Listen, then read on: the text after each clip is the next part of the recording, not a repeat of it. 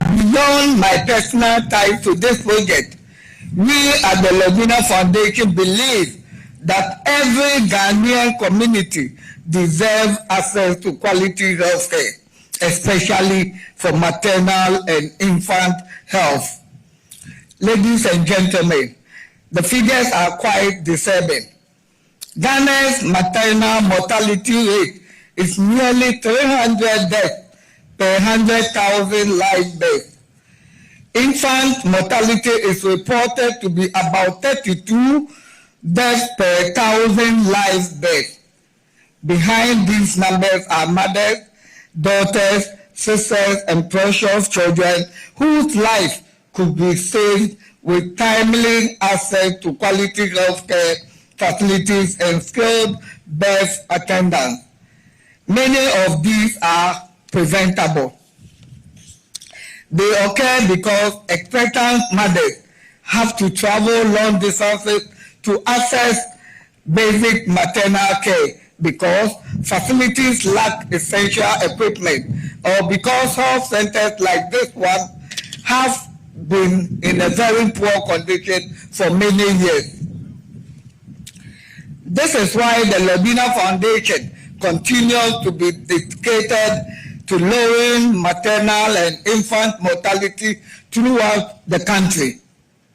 Today, following the completion of the rehabilitation, Enyima now has a functional primary health care center that will serve over 3,000 people in this community, as well as the neighboring towns of Amoma, Apesika, Jema, and Krabelfo. The renovated Enyima Health Center has an outpatient department, a consulting room, an examination room, a delivery room, a labor ward, a children's ward, and male and female wards.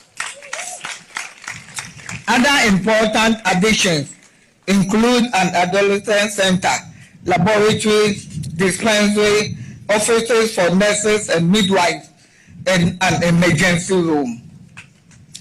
The special aspect of this facility provided by the Lodina Foundation is essential medical equipment we offer to support quality health care delivery. The Enyima Health Center has new beds and mattresses for the wards, examination beds, an electric obstetric bed, an infant incubators, an infant phototherapy unit, an ultrasound system, a digital electrocardiogram. That is the ECG.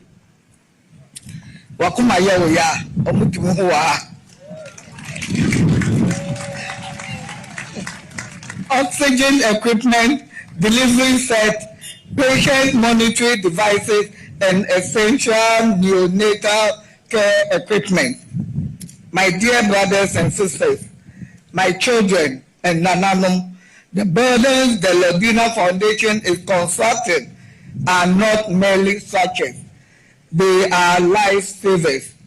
That means sick relatives and pregnant women in Enyima and neighboring communities will no longer endanger their lives by traveling long distance for quality health care. This means that newborns will get immediate professional care. The impact on beneficiary communities will be great. Accepting to meet with our delegation, especially in this beautiful spring season. Your welcome is as bright as the sunlight we've experienced today. This is my fourth visit to Korea. The first visit was as far back as 2010 when I came as vice president on an official working visit. I was here again as a guest for the African Development Bank board meeting that took place in Busan. And then I was here for about 2 years ago for the Africa South Korea summit that took place. And this is my fourth visit. It's a reflection of the excellent relations that exist between Ghana and Korea. Next year, Ghana and Korea will celebrate 50 years of diplomatic relations. And I believe that our relations have been good and have been built on the foundation of our shared belief in democracy. We're proud of our democratic traditions, especially in a sub-region where democracy is backsliding. There have been several coups d'etats recently in several West African countries, but Ghana remains the beacon of democracy. We want to prove as Ghanaians that democracy works and that democracy is the best system of government and that it can create opportunities for young people to be able to realize their full potential. And we're proud of Speaker Wu and the Korean Parliament for the role you played during the turbulent political period that Korea went through recently. Your role in maintaining peace is a demonstration that the democratic institutions and mechanisms are strong and can work in periods of crisis. I myself served in the Ghanaian Parliament for 3 terms, and so I am a firm believer in parliamentary democracy. On the first day of our visit, we held bilateral discussions with President Lee, and we discussed many issues of mutual interest. And as Mr. Speaker said, one of the memorandums of understanding we signed between Ghana and Korea was on a framework agreement for cooperation on the issue of climate change. Another memorandum we signed was on cooperation in the area of maritime safety. We know that Korea is a very strong seafaring nation, and as we entered the corridor, you showed me one of your great Navy admirals, and so it is only natural. Ghana is also a coastal country, and we have a quite important blue economy, and so it's only natural that we should cooperate when it comes to maritime safety. The third memorandum of understanding was on digital innovation. We know that Korea has a comparative advantage and a very strong background when it comes to digitalization, artificial intelligence, and innovation. And so that's a very important memorandum of understanding for us, because we believe that with that memorandum, we can share knowledge between ourselves in the area of digitalization. We believe that these memorandums of understanding that we've signed, in addition to the other bilateral engagements, will bring Ghana and Korea even closer together.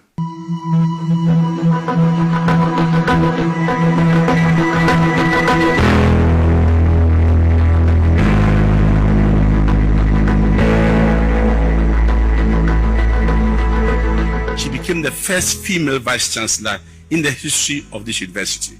And I'm proud to note that she's the first female vice chancellor of any public university in the history of this great nation. Professor Opoku-Agyeman's greatness does not rest on the barriers she broke.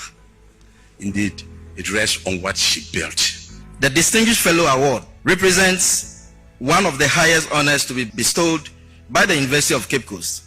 Indeed, today marks the first time this award is being conferred, and it is reserved for individuals whose exceptional accomplishments, leadership, and service strongly resonates with the mission and values of our great institution.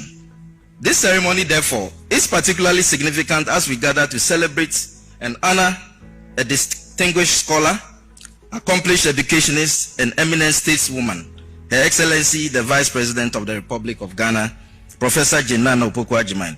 Indeed, Her Excellency has consistently broken new grounds and achieved several firsts throughout her illustrious career. Chairman of the University of Cape Coast Governing Council, present to you Her Excellency Professor Jenana Opoku-Agyeman, the Vice President of the Republic of Ghana, for the conferment of Distinguished Fellow Award.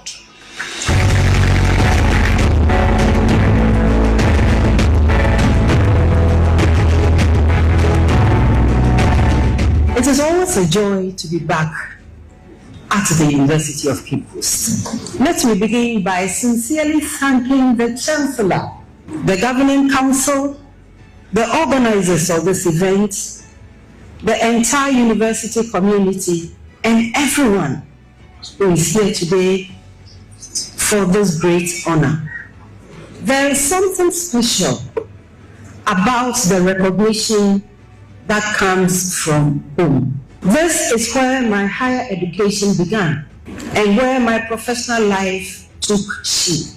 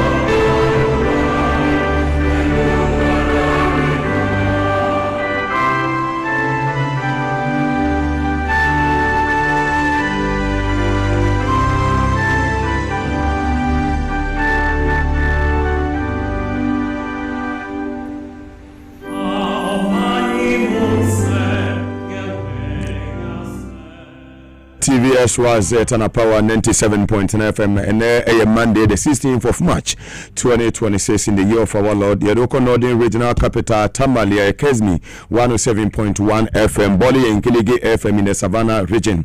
Yakowa a WFM Union Upper East region 3 radio stations in Kwemu and area.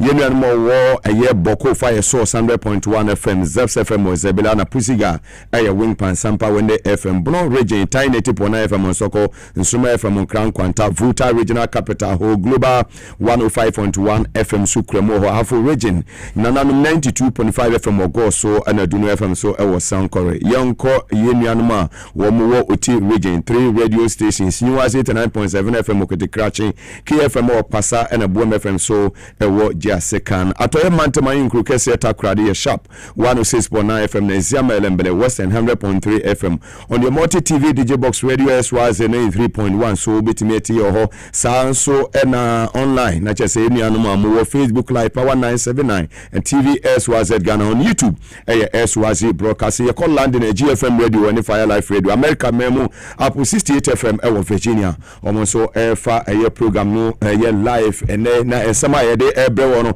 sabri ameka say ewa mama odo so no se wo kwa de se fuel prices no emu apeja yi papa pa ni nyina Iran ene Israel ne American tokwa no emu ayedin yi papa pa bro mu de achiwe ebekwa awie no ayade se emu ayedin amasa abre fa wono ne bo atumi apegya no kosoro ewo amaman hodo so ya eno so ebi abokana enye asem ketu akwa na me se enema bi eba besi na de ne bekoso ni nyina no ye be ma ode ekoso ewo aso se transport first ne bekoso anasa san ewo se start na ye tumi ebo ya boso ni mu yi ana de na wo ya wo se wo ho efa eyesa ansem ni nyina ho no osa ha na wo de afidie ne yeden eto na wo se ne ensem no AC Eco MPP amonyoku sesi no mo pese members and register na so no members no omo na mfifi mo patch wo ayeden ede amomo yeso okoto so obi abodwe se ehia na wasensu esi wo de ho yeso die ne ye sabe ne yetwa se de be ya members no ebufo nwa omu a edu se yesi etwetwere din ebia omu betimi akotwere din se de be ya NDC amonyoku amammo bone tantan a akufa do de ma Ghana phone vie enwotwe no nseselesi John Dramani Mahama nsesan ya wo de aba Ghana memmo no ebetumi edi wo man so ache ni nyina eye adwumapa ya yebeye ene bekire se ye toaso adasa ye ntoaso na so no ni nyina yebemamo ho ne ewom bebia no korende da no Mugabe Maase metrase se ya bebia angels ne direction omo bema na ho ena medeko obi ntina bebe nkyere me so okwa akokan we eno me fa nye adwuma if it must be done it must be done well yendi se mo na nya meka kire omo se mo se boboba na angels no eyi masutre se kwadwo we na bobobo watanko ne gabiga we na bobobo meka no omo de be ya adwuma no mo pa omo emfa ne mo se wo pay sesenesi John Dramani Mahama yi wo ye colleague appointee na opejoma ma yi wo pa mamwe we yi a ye kasa obeti wonya asobrache ne mom wo de waso beto fom no ye mo we se ade a me ba be ye no ehun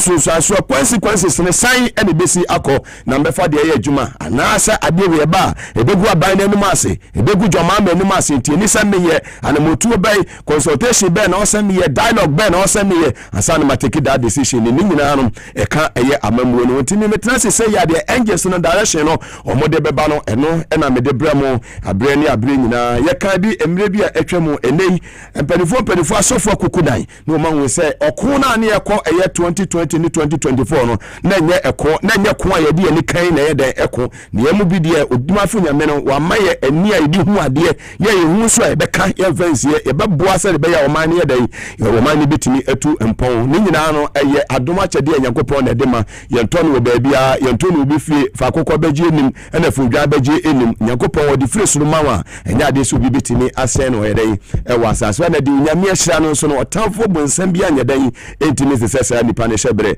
semeti wo meda me ho aba na me ne angels na di nkomo kakra na e ba de wo nyina me nua e yo brempon be John mo ha na me de aseda kese so ama the whole of last week meetings enti no brempon anything no etimi ho ekire kama ema bibia ye dai eko eye enkan maba ne de na chesema ye dai na maba ye taimu ne abo adwuma na bibia so etimi akoso kama e de ama o my Ghana me ba sisia.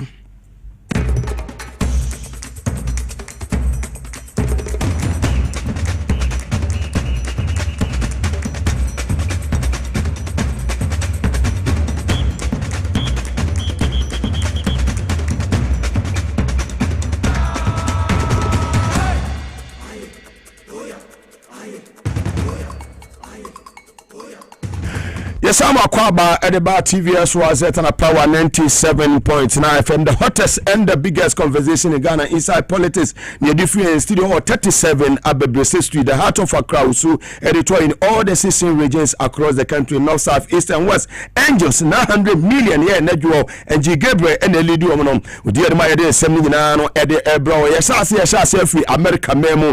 Sabria Mika said, Yadesa Kanufata was so man and Wabachana said, you were Penkrata. American krata Ghana ni this year papa shamuko okrum so nkunu wa boyan krono wadi ewu yesika wode ne sa bom nya de a oba ene aba ochina de meka ne se aban se ye ben na aban eye kanufurata wo wajapade bebrebe e wo Ghana ha ekwan ben ye befa so a kanufurata se si ahu se wonye na adwene se oba no aba be fresi eye justice na emra amoamo chese omo believe in the rule of law na wo ye finance minister wo de wadwuma 8 years akwa wie na bra ne bebu akonta so na otumi mu akonta dia na ye koya na say ye bante say dia and abre pass be bia don dia ayeden ya kanufurata ne ni abre sa America mem ho no e ya de say opiste openkrata no matena ho ya one o my Ghana dia omoto nkwanta o chi ne de hia o chenkwa no mbre mu pa say de se mu fa mu bre mu nya de say Ghana ha de obesi abiem de bobo efi eye America eno no ene chama wontumi court ehon sem no so etesen sesia no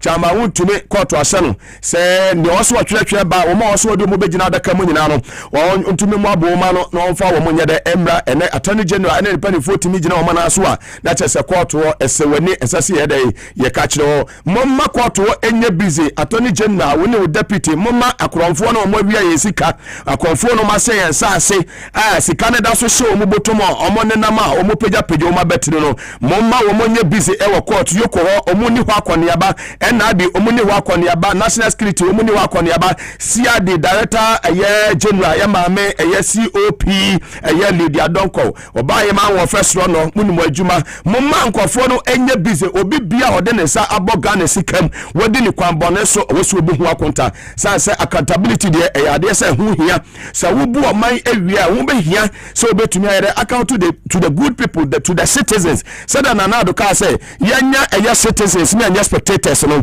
sa pepepe na osa memu no ye ba itumi eye na me before the amount matra wa nyo mo fa wudi ache 1 year twam 3 months mo ana abeka wuyo mo makofo no enye busy na wo ma mususu so ma bo man we kro no mo ma to aban sase esase no ma to no me hu ebi ma ha ase esisi adan no wo fa eye terminate wona wo ba ba bia license office on na wo ma amanfo ye adwuma ho na aban sase na ho no wo mo de chance age wo nyina de no mo ye ho mo ma mo nsa monai emomoto tatatam kofo bia wo mo free say esase a wo mo akwa no ma afa kwan papa so ene tumi nya asase no aban mo nye asase no nyina tesa me de mebie ja de gum so na mo ye the right thing if it must be done well emre ni nie ngofo we dede o ma ase e ba be ye dede na dede no mo be nyina no o se stop wo ma ase e ba be dede na president Jomama bae na sesi ye nya ne tie se ye EMP engineers and planners wo mu na ebe take over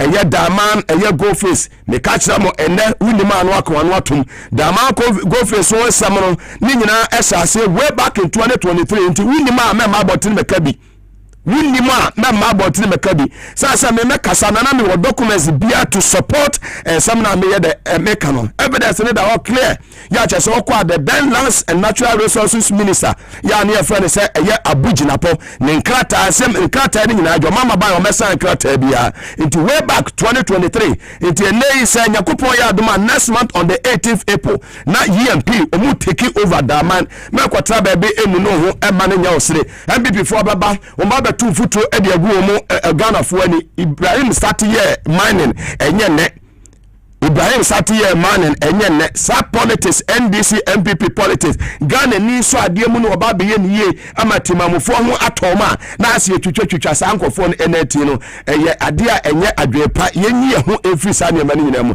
we ye signal medical sunday ade ama MPP fo sa omo person omo sensa sa krata no omo ma emetwe Jomahama enwuam sanse mo de Jomamba di be wo say wom na bi ejagumo so without fear or favor period. Let's move on. After go enim yano for na ase enenam omo peso mo bowura tokuru bi mu ene no mu koye meeting no mu koye nyina ne se omo peso mo ho kwan omo befa so ye metoto ka sikam no mu ya omo ase na omo enum aban we eya aban a wotie Ghana fo president na S7 no president na also S7 Ghana for no we president we listening president ukasa wotie wa brapen president John Dramani Mahama eyo obi a ukasa we de wotie ni chief of staff eyo obi a wa ho brase ukasa wotie ni executive secretary Dr. Kalisus eyo obi a ukasa wotie the vice president Emame Prof na Jenopoko Ajima eyo obi a ukasa we de wotie wo munya sombratie te say ya no fo na wo matwa makotena fie no ya wo kasa wo mo fa Ghana fo enye hwe no aban we e aban papa aban we ye de aban papa ne ne kura no hwe de akokoso nyina ba bia ejira okko Germany a fuel prices na akoso by 42%. Eni Jomama bae no na mama wo do so nyina taxes akodo akufo adu be gusu nyina papa e bae wotume yi sa taxes no kakra emission levy yes we ye COVID tax na enye Ghana mi hu se under pandemic yare mu yetumi taxe nipa na yete Ghana HIV ye wo ho what they saying ye ho tax na yare aba atwam yare na aba atwam maji sika e de ye wache wa wono mum se mu ni ma wono mu enka ni nsusu ano kotete a wo de ba wo de komo obi a ono amu a waje anu atemu ni bia ye den e de ama Peter ne eye yima mo hwemu ni ma tira kura se da ho muko bisa kwa abefo no ene begorofo no muko tepasubosu na muko bisa okwa okote ana ade akoma antepeche ana sa stekuya the late antepeche ana stekuya waje obema omu adi emo no ye digu awonu mum ne asa yasa we no abomu ne de agu nchen ene ye ma wonam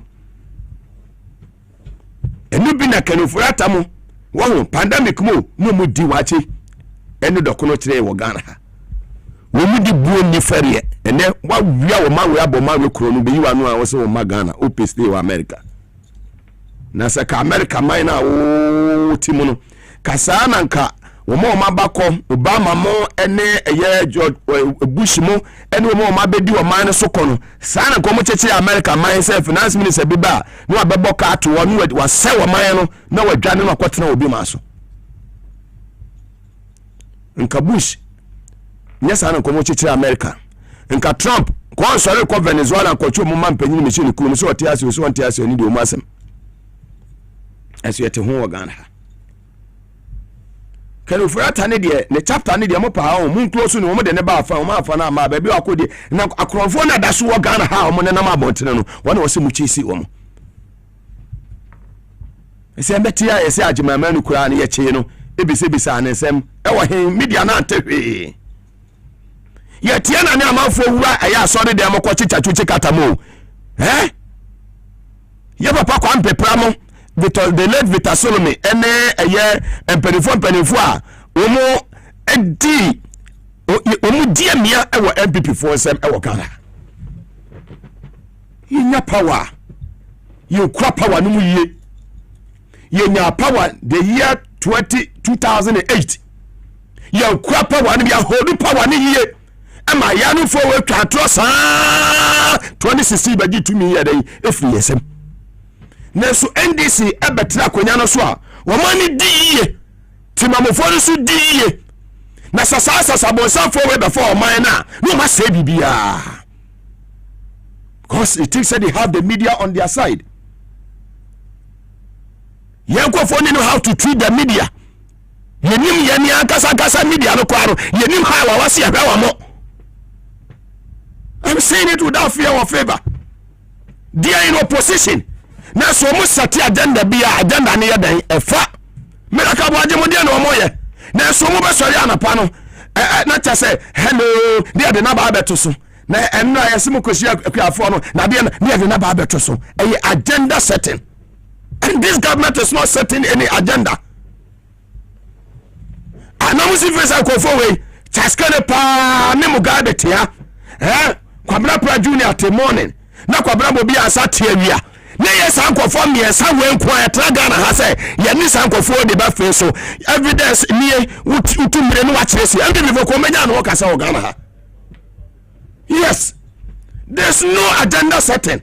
Amamwo ye muni sawo when ye Joma Ahmed na when ye chief of staff for Juma, those who are responsible for that no monye meduma ye do your homework well.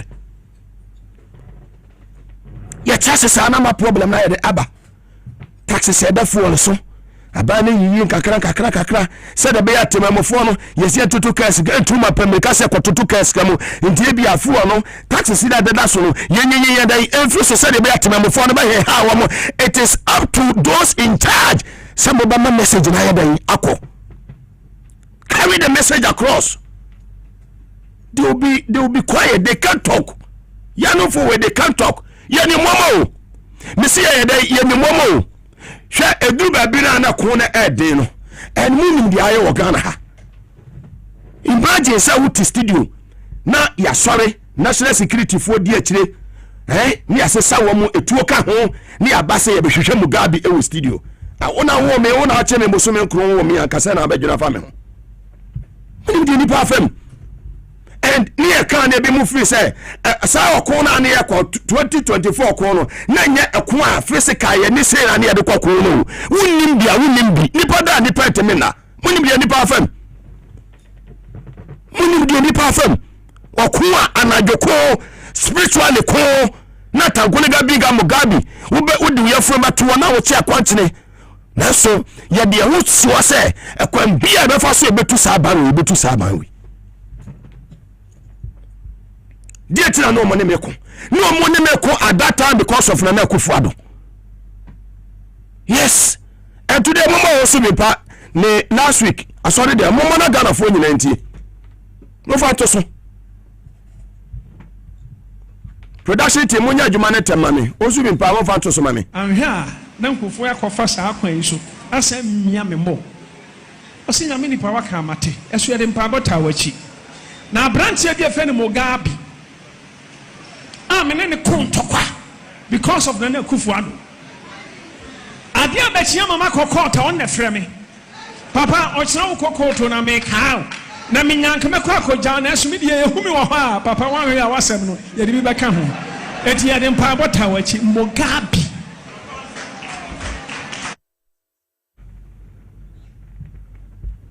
nyamini pa powerful man of God and ekasa no wose no mo ne me yadan ekontokwa because of who Nana Akufo-Addo Akufo-Addo de mijina court 3 years 3 years bedi atu mo de me court asande bedi atu mo de me court mu tietire mo ba mo sa ko henya mu mo de me court enu nso akosi agana no mo sa de me ko gina ho court and the posifo impadifo atwatwa nyama ne nyina me se de mo ka fa nyina me wo evidence bibia maka bia me stand by de maka lawyer Edoji Tamakula Adawuruma. I was acquitted and discharged. Nyankopon enti ana sometimes ye tran ye kasa ye hu sa ba na ye bokokwa ne bi mu free say nokwa hu ebi mu free say de Mugabe ka no o ka ne sa keke he Ghana ha obi o ye tofo bia ne ho a me menye obi abetimi de metikwa aka fom Kennedy tried one succeeded aya mumisa no Musa Kennedy Japan aya mumisa no nipa na wo edua na dwa o ma wona spiritual de kuwa o ne wo beko no osu bimpa mo ne sa no hanya ni baketwa wo sofo osu bimpa wa bese wa bia kasa. Yes, but it wasn't an easy task. Some of us will say because of John Mahama ebeba nti okono de omo ne yambako ba kwam bia so ebefa so a we get those people to be part of us no yeah tebe won ase de na kwaso nyina no ade e be cha mama akoko amana akoko to a na me fa fon heye den afre no ehye ni kuran we nya menipa na angels na so abofo na 100 million eso mu de mechi ye den ti fa ho ne ba bia obeko amafo besie enwai amafo betwa ankra omo amobako averages awodo akoye niema against me but I'm still alive. What to me kume? Yes, I'm born to be a winner. What to me inti munyai ya kanu kura ni chema amofo anya adwuma. Yes, samala fo no wa fo no omo baji musika adi Missy Omo Maase and PS Omo Makun Kramaku, Missy Adashotiase. We serve a living God, 900 million angels. No, Atankunika big, I want to me. Stay away, don't waste your money. Yes.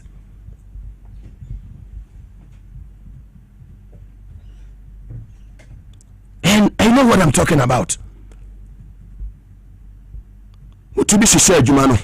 Wow, Nia Kupo, you pana a day, Ephraim.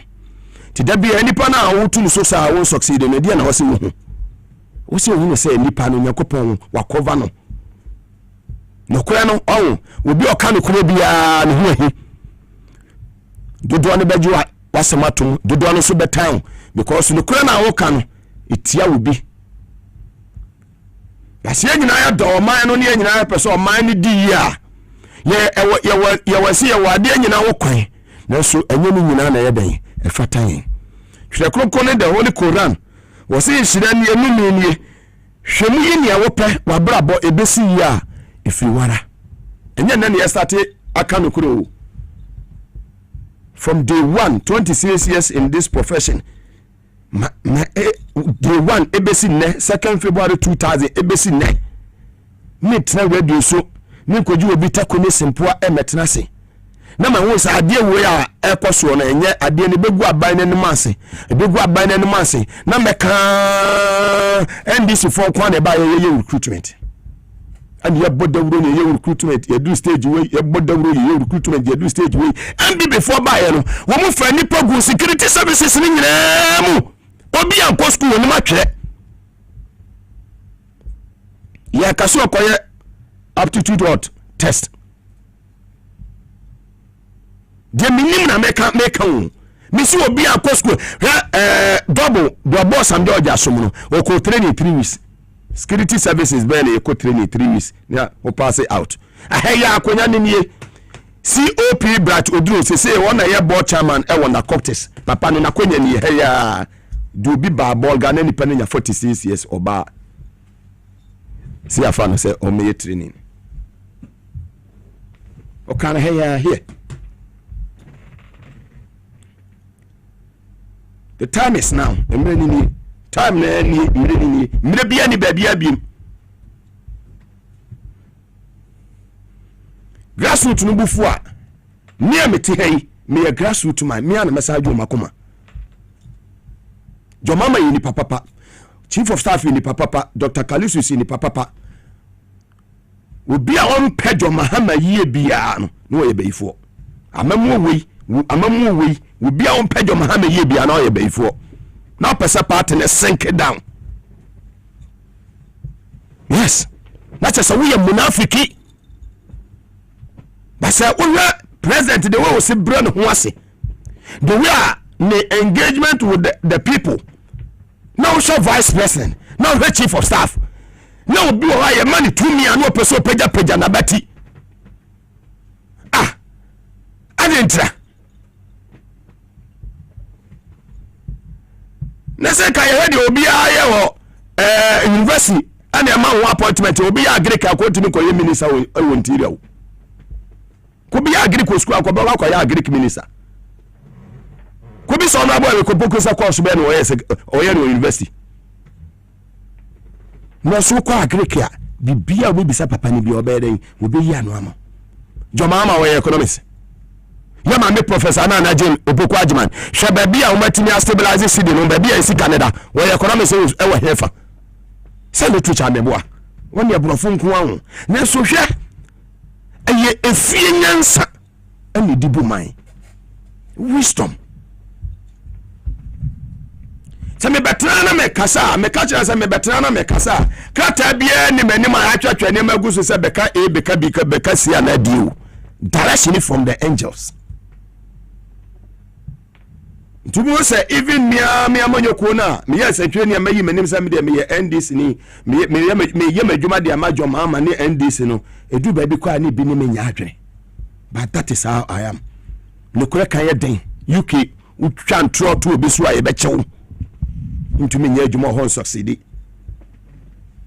Yes, credibility, integrity yenton market enimunyam yenton enimunyam yento enimunyam fa ma obi yakopon ma wanimunyam a woso bo ho ban ye o protect wo nisika bia na edie edan ne beto ama wo obetenam uwa wo fa nko.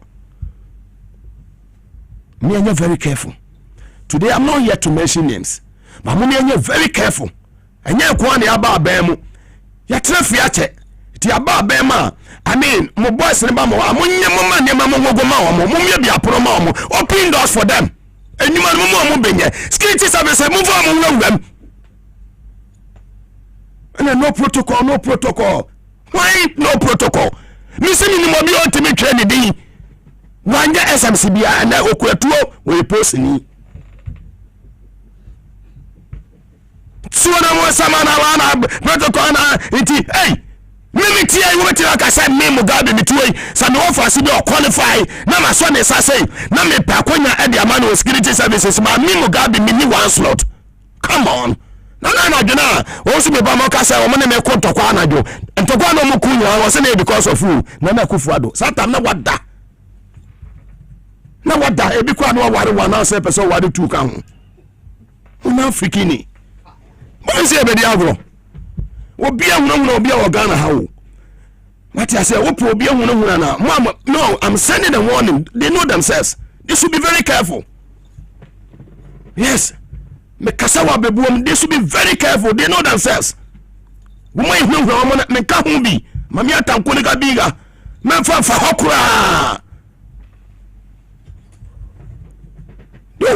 a chilly day, and just in the best.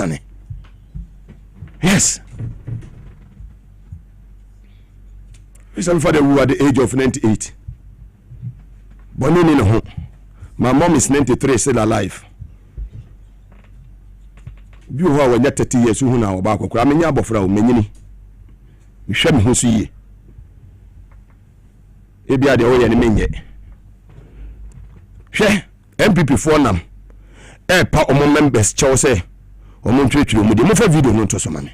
I don't want us to get the NDC. The best NDC they do. So I will say it today.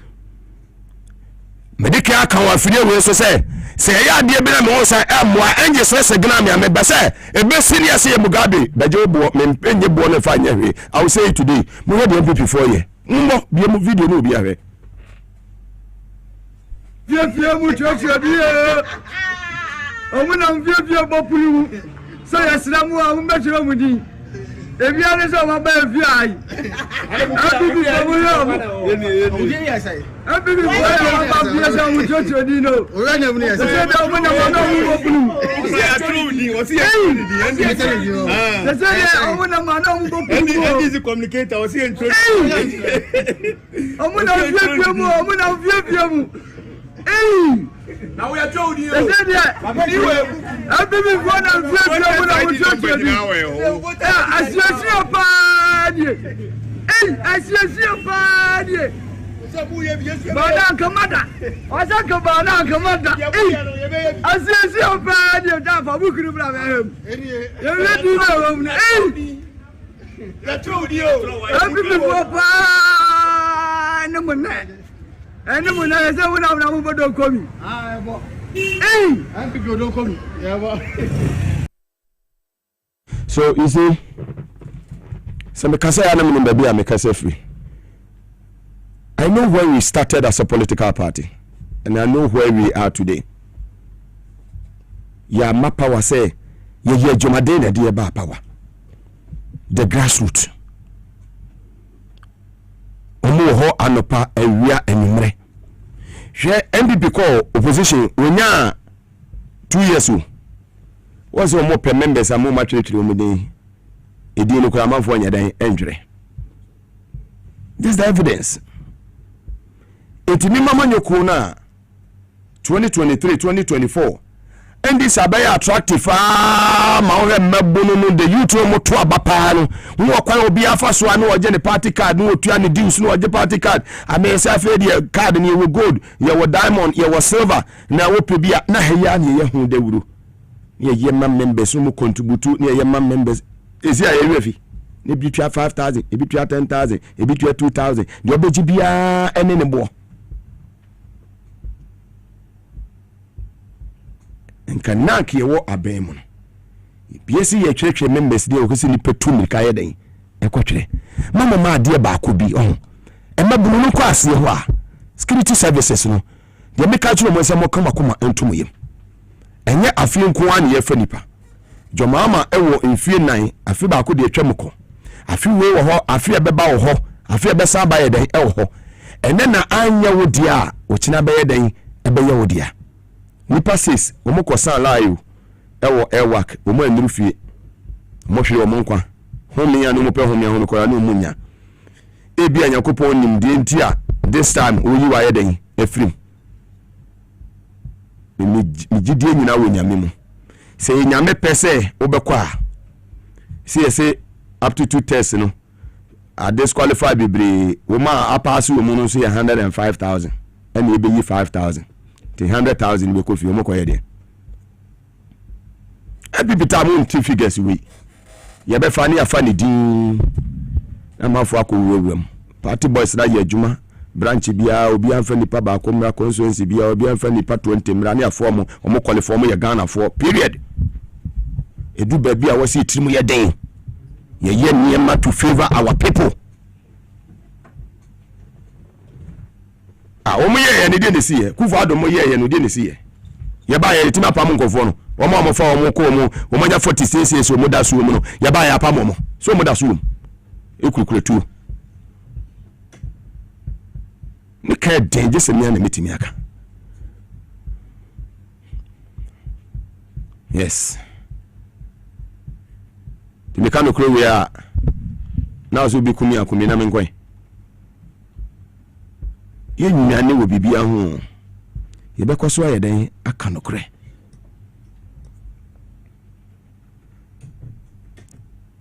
enwa me hu dwiri me pa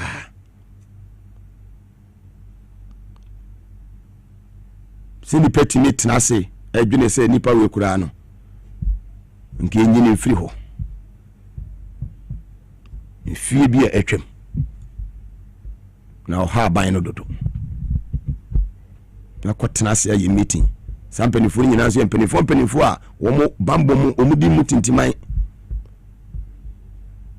se nyini mfiri ho otete aban no ebi mu se da bi ebi mu se nyini mfiri ho nkunyu yesi time so esuma se bra me ever ready battery ba wonko ase ka no kura ni chire nipa no mote ase na mo se pobi amobu bia no minim dia moye mo chire 1000 less 100,000 o me kura mpo onye very careful now womo ka se ntim fodwo ma ha ase edin samfo wo Ghana ha ofre ne ho se wo nyame nipa me fa je ngunu so na awiawe samfo na omo na ma omo die nyina no ho so wo hwe amamu wi a na ye papa na wo hwe figures ya omo person mo compare recruitment ye kwaso yi me I disagree with so many things amuntaka eye. I'm not here to talk about that today. Ebe another time. Say me tete say president atone sa afre no. Ebe another time. You can't fight my angels and succeed. Period. You can't fight the 900 million angels and succeed. I know what I'm talking about. Make us a cool. Say make us a backfire. Mo try a backfire. I said it here. Make us without fear or favor. Now backfire na backfire. 105,000 you could 5,000.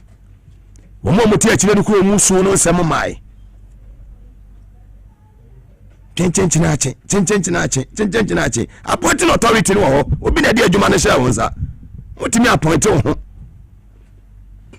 Timi na me dia adwuma no ma wo dia kwaso nyina me pese obeye adwuma no bi fato wa obeye dai. Obesa pege obeti agire won Ghana. Alhamdulillah.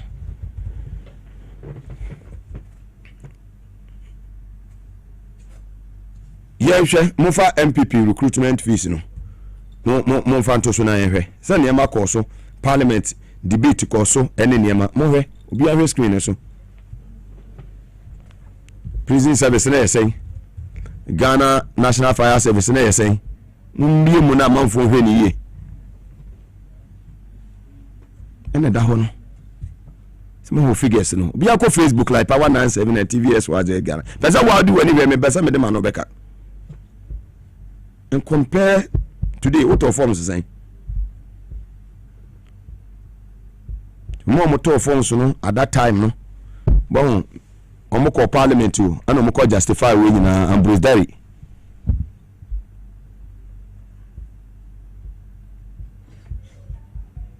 and then Crawford at that time me kasa with evidence because there is no agenda setting into we by anu for ye de nti for jo mo ye de because obi anu obi atase nka say we say no wase ye kono Mugabe kwanto menye Mugabe kwanto menye we ye collective responsibility also mo ni nipa you ma we do good abo ache be ye ne fine wo de ma hoto Alaska be ye ne fine what the Quakra from Abobia by any fine. Ubian will be uncommunicated. To be a the oye.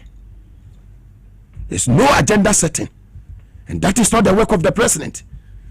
It is somebody's job to make sure say, and near ma, I was a ye to ho. I says that na Fifi Kote Muno Moye, or the setting the request street and I'm fantastic. Anyway, communicators, you know, will be at the appointment here, Juma. Will be here, Juma. The party, she say, Basse, who opposition, I say, obey a party, Juma, be able to miss a month for Antiasia. I agree with the General Secretary and the National Chairman on that. Because we are communicated to this. Me say the kaya de me na metimi account to minka. No na ba pa won sema mi no. Ene obeti Dr. Mary Owusi, Chief Executive Officer Free Zones Authority in Kasa, and so na lawyer Anderson Boabenso Obeteneka from the United Kingdom, lawyer science and training Betty Omonka. Victory. Victory Gallic Messiah na watini dinati say na edro ni tie na no pasem ne say edro we adwuma ye titru pa ne say ebeboa anano na nesrade e wo ni babia ni muntin mu ama ohu ato kura de dika obabi wo ha okonfikyire a ema edro a wunya ye Victory Gallic Messiah ebi kura ho bekwa ewie wansa na ba ye victory e na wunya victory no ma na busumi biara ubenya ofikyire akwa empa ho kura eno de akira obi wo ho aniti na tedwa no obi wo ho ye aduma kakra bia no abre na na kuma bo ne periperi ni nyina ye moja entimi mfa akoma nu kwa adwen mu eno ne kofa sa ade ne ba odofo mesrewo so wo ho na wonsemu ta adwo e bia wonsa no sei ana wonamro mu na sifom no kra ewo ana ayatufo se de edi fom ato mpaboa mu a e victory e na me kan fama wo onum victory asa no ma ye bobɔ so nyina no ebegai de oto ho anadwo a wentini na wohia victory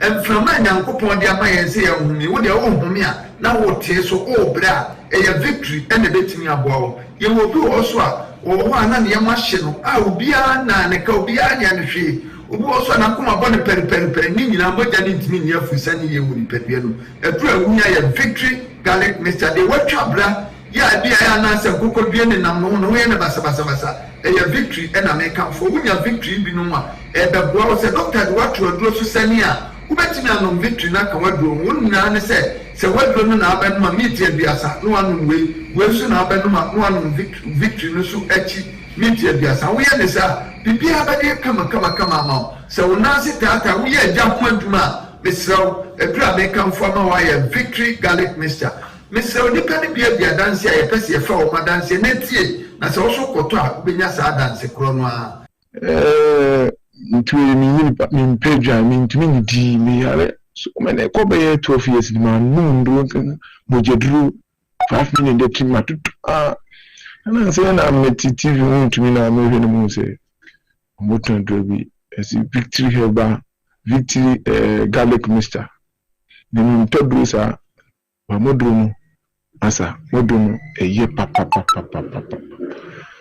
ntimi ni diu mi din sa no ni didi afi mi no se didi ya na afi insa na afi mi no ntimi ni didi afi mi di ma edubo ni sa wi semi anu so mi ntimi didi anu so mi gbe musa afi de anu so mi di mi no ntimi ni didi afi mi hu de mi no ti edu no kan wo TV so a nyam kutubu ni no edu anopa eni ewiani enwure mu ande nu si afi nyampara mi no adibia ntumi didi mu si afi na to atam ko ye black masa modro mu tie edoni ye na mi shira mu ajime pa me problem ye menstrual pains nda ne kakra mu so timi me nya me menses no boso mu ma me bre pa me brankasa mitimi to tondro no na ne se manti se yesi ye bidro ha na makoto ba bia me we mitimi fa ka akọ obi kuro so ekoto bidro mitimi no bi tese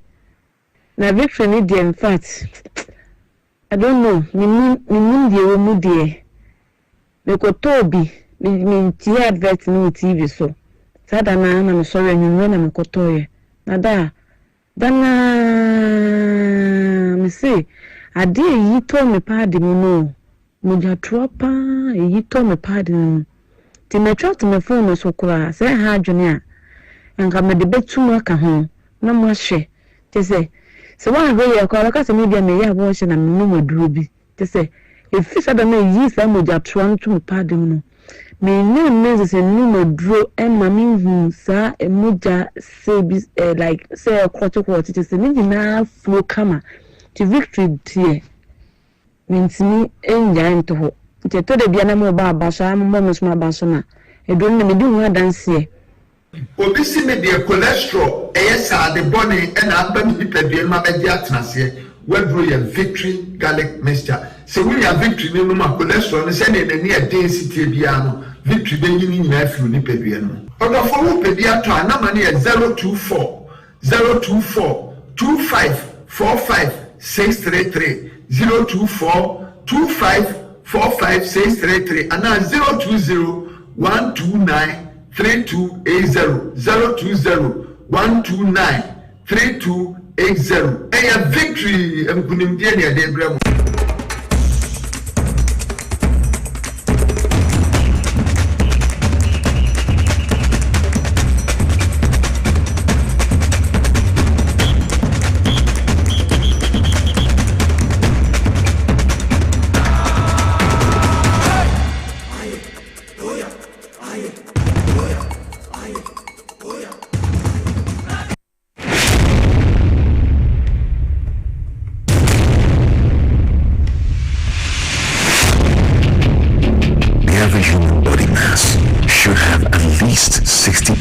water for optimal performance in any physical or mental exercise. We can help you maintain it naturally.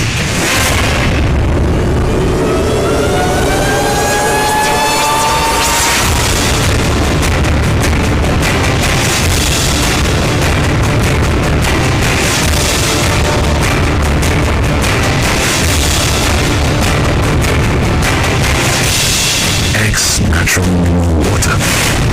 Simply natural. For bulk purchase, call 0596-273-546 or 0596-273-547. This advert is FDA approved.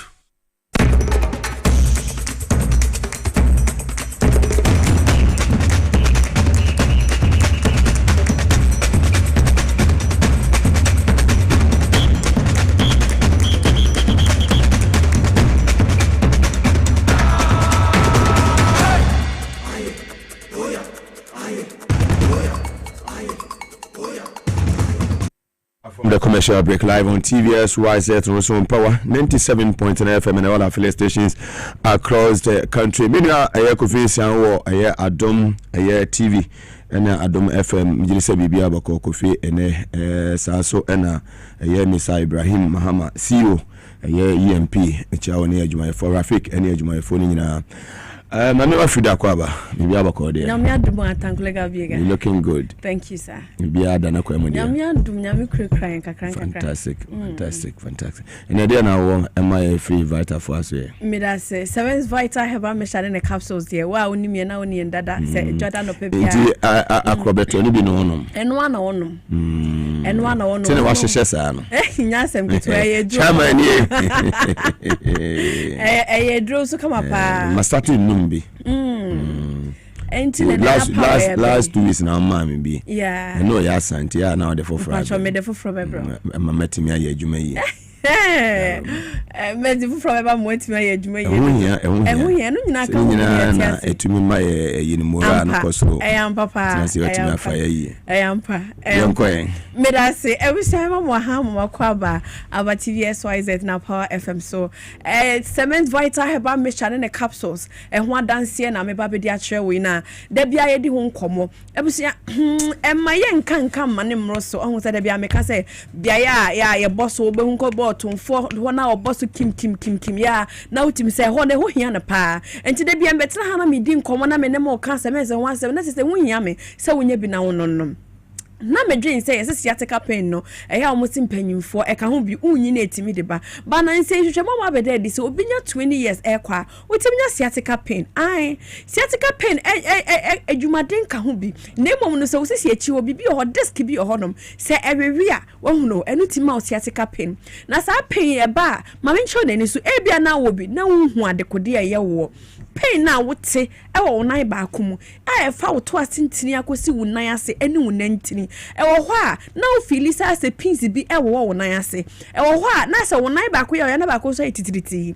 asa wo nante enye wo sisi o enye wo sisi pese na ya wo ya na mo nante wo ntimi nante mba wo mu ji so kru mu kakra sciatica pain na sa ya wo na ba no ye dendenden na ma wo sa etitiriti wo nan ba ko ye titiriti na ba ko so oya wo gine mu no e na efe ne sciatica pain no e ba ye gina fa akopɛ sa wo na benkum na ya wo so na benkum na to asinti ne twe fa ho abesi fam e no pɛ sa wo na ni fa so e no nko a na sa ya wo ne ba bia sciatica ho ne ya wo na ba no na ba bia eni no so aye titiriti e yo how kese papa eyo how kese papa atiatese na sa ohawi enkrofo bebre na makoni asaso enum nuo bi ohonom a emfa homeka mfa mrem no kwasem na meka cho no enro bebre ohonom a yenum na Ghana ha eye mrofunuru a wonu wi a ema wo yem akwa na afa ebre otipaye ebe ma honam ye wagyaye na afa ma wo yem ayewoya de bia betina ha meka cho wo se enkrofo bebre na se yi nipedu me fa se yi nipedu gina ho a emu wotwe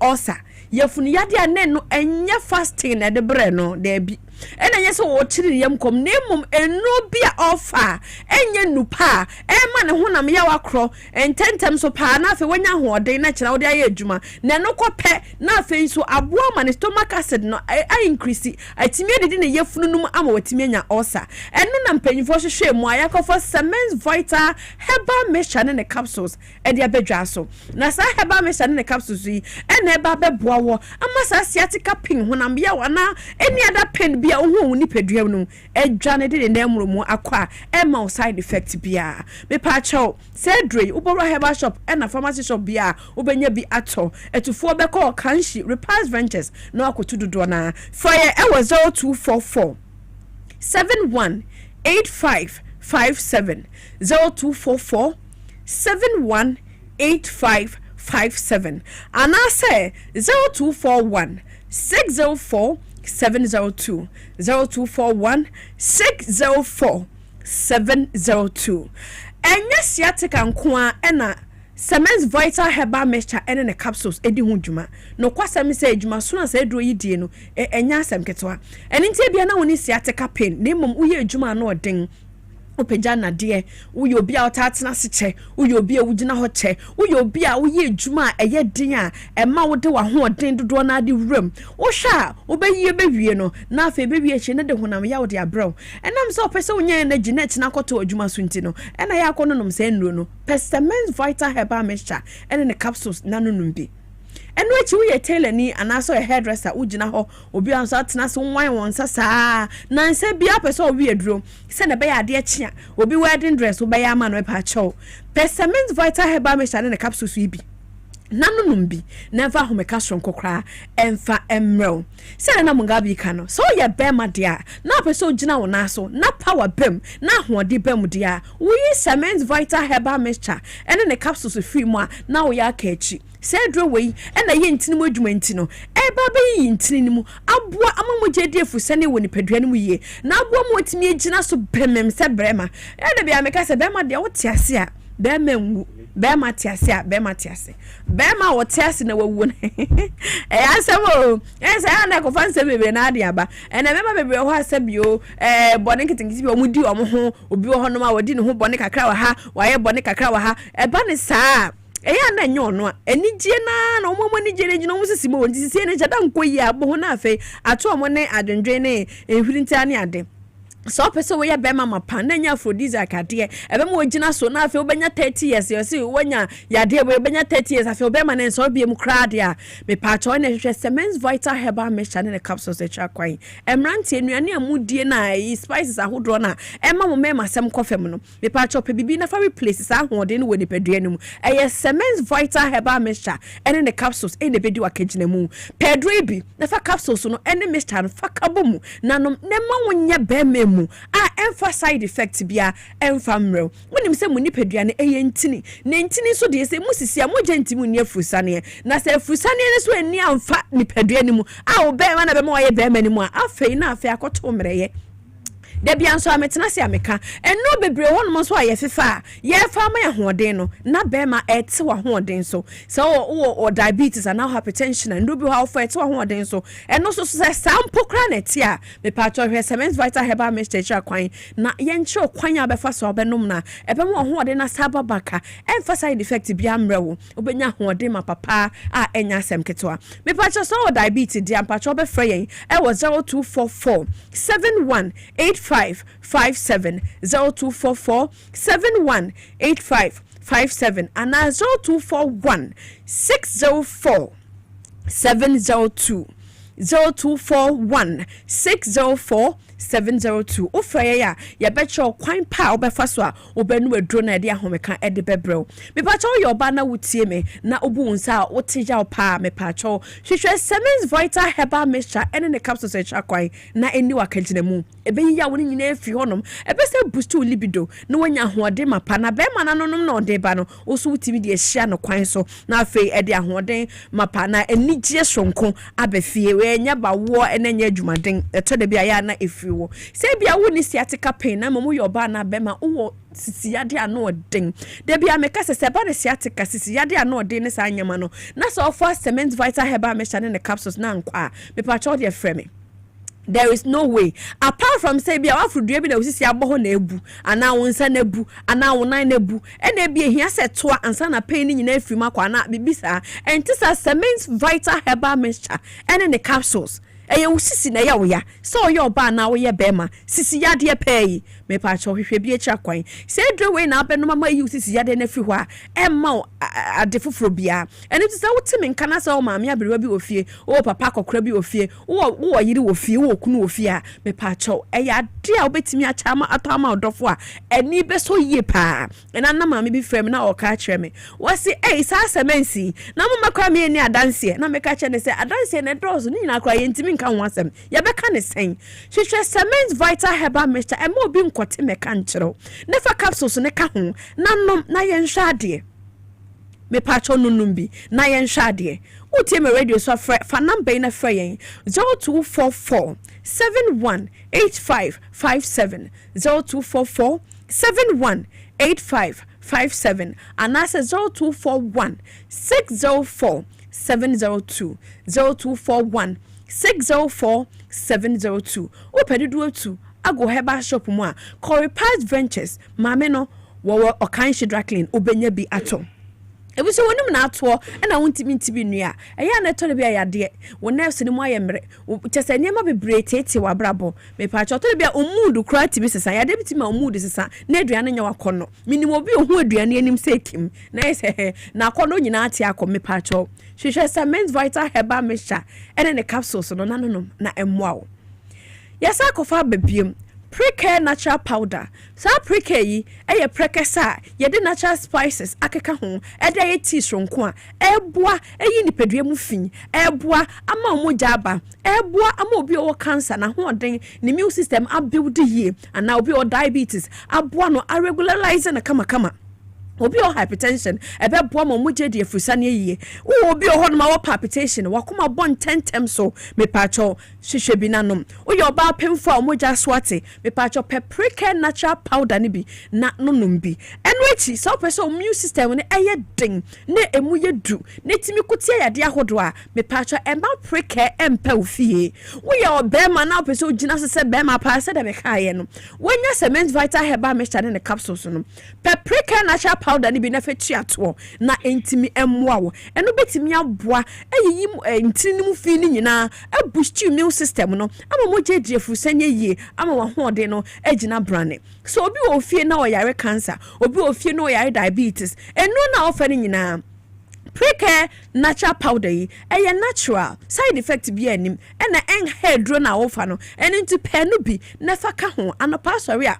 wasa atere ba kwa gunso manom enwumre wasa bi gunso na anom na afi ko check pressure ni bim na yenhwe se edaso wo ho no ma se de medi kan ka kire wo no so pedodo atu aton a obekọ Past Ventures e wo kan shi drackling na akopa bi aton na mo bo ratinata shop bi e wo nkran ha de wo tema madina e wo akra cycle ba bi e wo bia no obenya bi nso aton afi so no uko snow Yes, no bed. Ubenye bi Angel Herbal. Ubenye bi ato. Na fe so what draw no so akwakoton. Your number no BM 0244 718557 0244 718557 and 0241 604 702 0241 604 702. Debi I said make a no asempetia. Ya can do any say asempetia. 16 regional Wagana nyina ubenya semens ato na wano nom.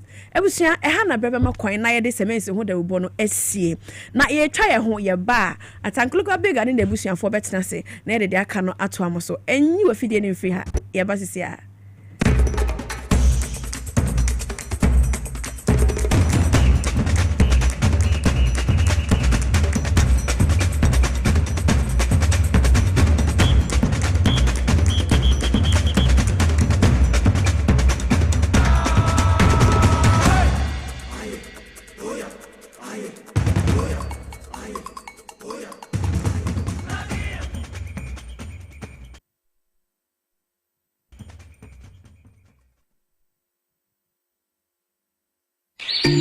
Now let me tell you about Safari Valley Eco Resort, the first of its kind in West Africa. Upon your arrival, you are introduced to a butler who plans your itinerary. We were surrounded by wildlife from the moment we entered the eco park. So many activities, all in the same premises. Visit the gym or the stables, they have it all. At my break, I'm able to practice my putting. We also went fishing on a man-made canal. Our tour guides taught us so much about the wildlife and how to interact with them.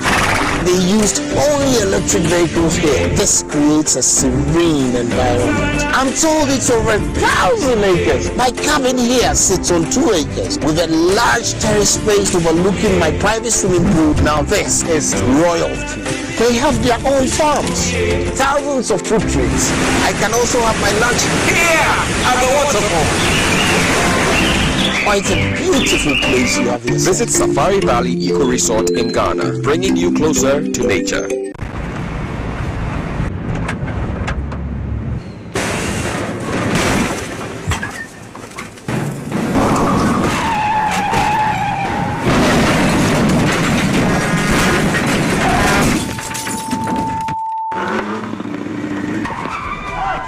Stay back and stay safe.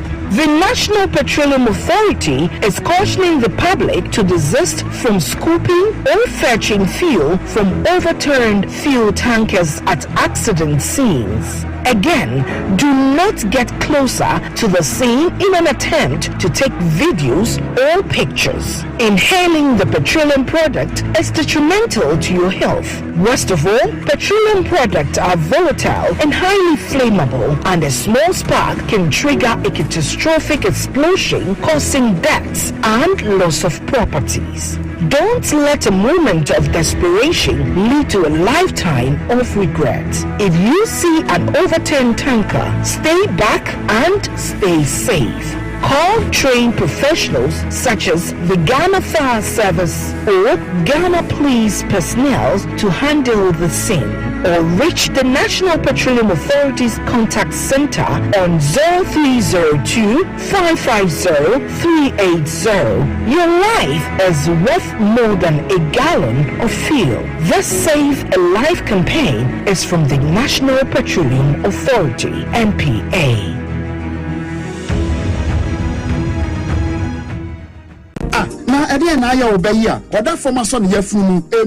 Oh, Mr. Entry, also ya titi mi ben fie nanso ni yamu nyono da se me show no ahodo amato a me hunu hwea ebe ya nwanwa menyi ni se wato ulcer tamfo hexa capsules any hexa mixture yanum bom kotia ulcer no bia ma no anom anka no wato no dadaada ulcer dro de eno any hexa capsules any hexa mixture ankom ni nchiremu ulcer yekura eto yefunu ene ensunu mu etima wo yefunu ekeka wa wogye wo ho a enyi ulcer etumi ema wo ye cheko ebra wadidi awie so how eye ulcer de a compare hexa capsules any hexa mixture nanum bom na ho ebeto Predudu etu a ko okanshi drug lane Kumasi Dani Herbal Takrade AA Mensa Anafre 020-3822-855 appeal about time a woman won more from for any more from when you feed him you know enka ho Haxa capsules and in a mixture. Asa time for FDA aje edwade nkratoyi atom.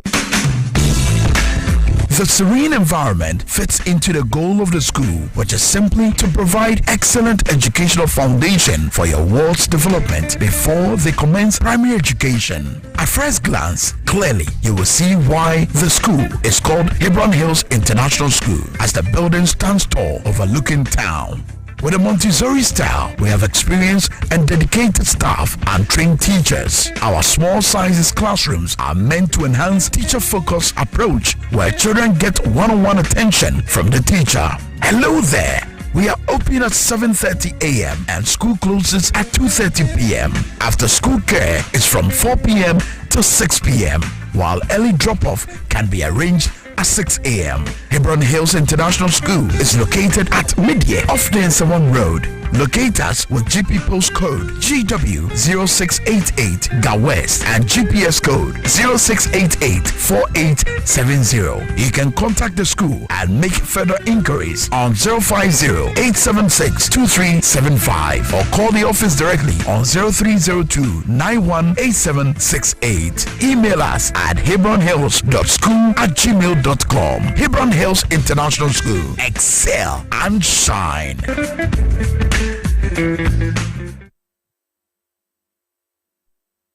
When nations rise, it begins with bold conversations. When economies grow, it is driven by partnership. This April, Ghana's business and policy leaders converge at the Kuru Business Forum 2026, the nation's premier platform for investment, enterprise, and economic transformation. With special guest of honor, His Excellency President John Dramani Mahama, joining captains of industry, financial institutions, investors, and entrepreneurs. The Kuru Business Forum is more than just an event. It is a call to action. And so let us work together to build a Ghana that is competitive, productive, and inclusive, and a Ghana that creates opportunities for all. Come, let's engage in high-level dialogue, explore industry exhibitions, build powerful networks, and unlock real opportunities from finance and insurance to manufacturing, agribusiness, SMEs, and innovation. This is where it all happens.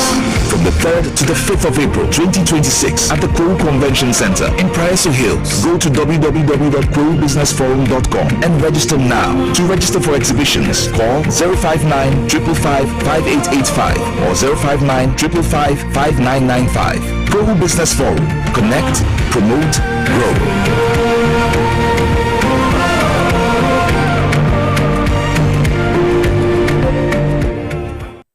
Brebo eye adwumada. Eboa eyam aduane. Eboa eyi nsa free ni peduani. Na eboa woni pedua ma etena ho yi. Nanso when we say niema ID na yenom timi ma brebo ye adwumaden sen pote. Mehunda me brebo ye adwuma pa e bia se mi tumi ye bibi bo me brebo ani and wanting to what the left here from the Moses Clinic we have our center about herbal food supplement we see to pa the brebo ama e ye adwuma yi na e ye adwuma fatopa ye no anopa ne anwumre na eboa ma brebo ye adwuma yi sene be ya e betimi anyam aduane a wodi e siesie ni peduane mo e yi mo finsi eno na me brebo kia pa Ubenya Left Kid or pharmacy, herbal shops, and supermarkets are a bell. So what do those way to up? 0244 06 8447. Left Kid, what would bread war? What will you pay? A do ye any mapping for? A ma emma or man for? Make a more for our 1 year in fear to me. FDA GD Kratui Atum.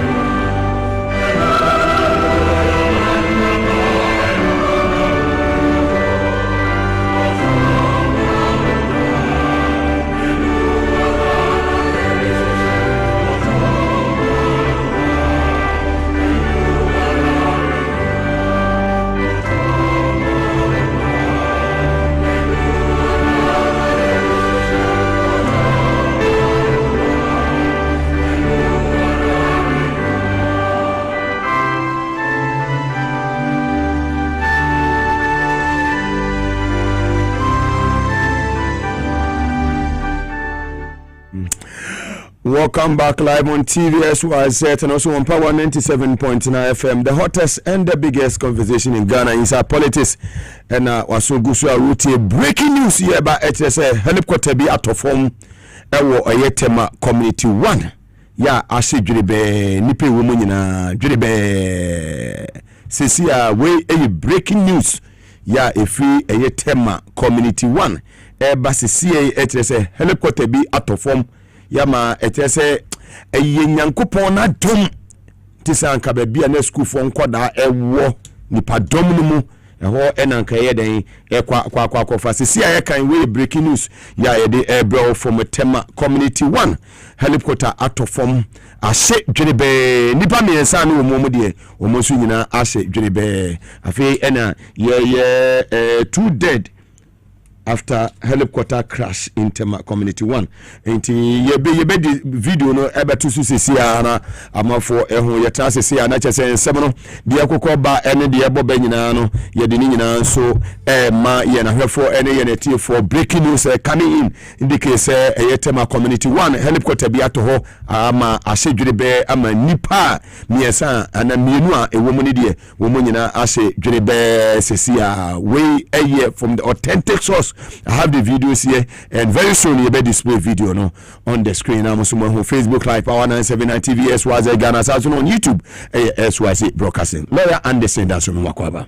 Yeah, you be able to this is sad news. Yes, it's yeah, but me buy a crown, not just a my. Yes, eyewitness class and go to school. Yes. It's very sad. It's very sad. When you are to you. When you're my helicopter, you cry. When the side didn't cry, the Miss Rupa, papa. Nice, how do go through? What's your comment? The Jamaica take note to be inside, but I don't want to mention the name of that place there.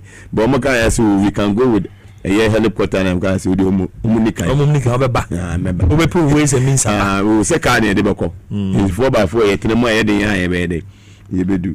Very sad. I just hope say the Akano news now can we banner possibly be crowd will be because almost say 2 or 3 feared dead. Ebiana omui it's confirmed so 2 need production to money video no wadjuma same anytime no money video no wadjuma sisi e ma me quick one where a breaking news helicopter about we are yet to find out say a helicopter ben and ani wako hin and here for na etim because among for you to be private a lot among for you to be privately me kwana minim say follow ni very well. So you be my update ni obia no keep on updating you. My member Dr. Mary was in so kwaba. Doc, you have a call there. We have a nyaboko. No let you say. Nyaboko, so see I walk helicopter crash in me wo online me share videos ni ade ade. Nyaboko. Not a good news. You see what community 1 Oninku a source on a nipo my way no reliable in Miss Abraham Kumsi. When also the only say I can drive school park and to move say not very close to the school park. And then you many idea one for Fianca a beka kofa we make a Nyankopon wo ye Ghana ni nti oma asama eboye so back Ghana for so muga mamentia otifo no ahwefo na mentia His Excellency John Dramani Mahama onene ho kani ye vice president the national executives regional executives your ministers of states appointees in Ghana for ehwe ya no anwie nwumre I'm saddened. I home it is me your bad time. Maybe I'm a catching for say me my numa no more doubt to me. But imagine senka me ne hu ye mobo ne koto school mu a. Nka obi ti wona mami you no ne mami ensa. Nyame mfa omo a afimu nipa mienu is confirmed say nipa mienu and I'm saying omo de omo afimu nyame mfa omo kra ensie ye na me furu bidew on cheche abusuafo a wo mo agya wo mo ho ewe eye ahometesem eba ne say ya eye woni ye ni na ato ye nyina they will film so ya suma ya reporter or kosin ho yes no say tema ho no dey koso ho nyina obema ye dey koso e ho very soon it's sad. It's so sad. I take you over. Em say you share no nsem na just say won't na bi mu ana e bin told that when say me connect to Portugal from Heathrow Airport, London, to this was in 2016. From Heathrow to Lisbon, Portugal, and then Portugal to Accra. You be do Accra or 3 times when to me landed. Now imagine say announcement say plane into me landed into now on the next destination either say Barcelona, Spain. Go back. Obeko won't mean Portugal or Spain. But Spain so no wonya air we clearance na no wonya clearance na o say o ye refuel. Won't mean street. Just ujina baby every fuel na ne say wotumi nya Togo dia obetima lande Togo. It take almost by a dear course no e wo wiem no 9 minutes ye do Accra o mo be share me na airport and say plane na be doing and say the call Togo class over refuel obetimi yesi me dey me anka me see that be say plane amount to yes either say Illumiana say or the same Barcelona. It means for me 3 times or 3 times 29. Wow. Mugana some okay I did test it. I remember my experience be 2 times Kumasi Accra. This is it as why Zita Benson, Ghana High Commissioner today. One is why experience be. My experience be Kumasi to Accra. Domestic one. You see into me see. Na ono kwa ne nsuoto nti ye Kumasi dey wan announce nsuoto ntu nche dem ho about. Very cloudy nti ye dance you see we are back in Accra. Obi ase ha. You can you go grand you feel that as a bank crime. Twice. But there play mutna na nyame ne hu play mutna dey serious they do otin mo say woda very serious muga ye can play hu asem na ye kan bibi kakra mfa Ibrahim Mahama e play na wakoto MP4 se wo monti ase play no 2024 play na oto no position afi na abedru no enema bi wo hwa ya na play na efe mente omo ade efe nye omo fe wo won say Suarez kan se MP4 ya abaifo no kai it is no man embassy be ko deep ba me penny from malane apa o mo nyina mo di betu kwan MPP4 ya be isem enya be isem ankasa ne ma wo mo ka fa sa plane ho no na so mo Ibrahim kro moto ba be jet ola o mo nkro na Ibrahim so mo nyina bedi ho adanse se onya ne sika na ne brother kra o meye president. What I say example anka say oba power obeche no 8 years with me che no say obo Ibrahim Abaso says advertisement na juma ifo ni nya Ghana hankwan so no ye na juma kona Liberia o ye juma so many countries men winim na winim no nti na omo nya dede na omo ya omo say you know to stress so that's it do menya bia ya remosam and they say onim so omo na Asante region ko omo nam koko ho omo koko na no ade ba kwa me ejuma na one kind of me bo dwaben ehene Abaso dwaben ehene ye nyina meka ne say ye wo na otu se bo na otu se bo ye perception about him nya dade when it comes to politics and chieftaincy na no de o ka tin bi ma manage ne ho pa o ka kire omo me ho picture na em say one of the MPs say chairman some so makwa Ashanti region omu cheche omu ahemfo na can show omu say say mo be share the consent of the cocoa farmers name no you don't have to politicize it no wakani nyina what you say he knows very well engineer na no to support it nti na mani bi wo ha muka maye basa I was here gume I work lawyer mama say influence jambe man dey we say tisima o say ye na yikwekura ye man no ntino edu say ya na che say dey nyina dey wa chechire say obeka nyina no bibi say ba ankawa ade ya pa se hwe enyo no akra se me kwaba no ama me onipa ne yare dia wo yare fantastic hwe enyo no akra se kwaba wa ma biem me share video limona ba me fa da ye ne ya madam na one abojino zabra mo chacha ba and Friday ne exactly 3 years ya mo ba ayefunu an me share video ni say anamiso such a fantastic man Wow. I mean, the court. You try to be a reporter. No, my dear Coso. Say, Muga, won't me at see a summer boy a lawyer in your fire chassis free. Or to see summer boy concession him no. On Kwampa, my new. But breaking news about HSA Freddie Blay or matching. So, he has been arrested. And seems to be a member of Crapim Who. I don't know the action number one. But who will be there with HSA action? Much almost the chase any the muches and the law should not be shaky system. Bassi shake Munchuamo. Yanko Muga Entino Okosi Summer Boy Hono.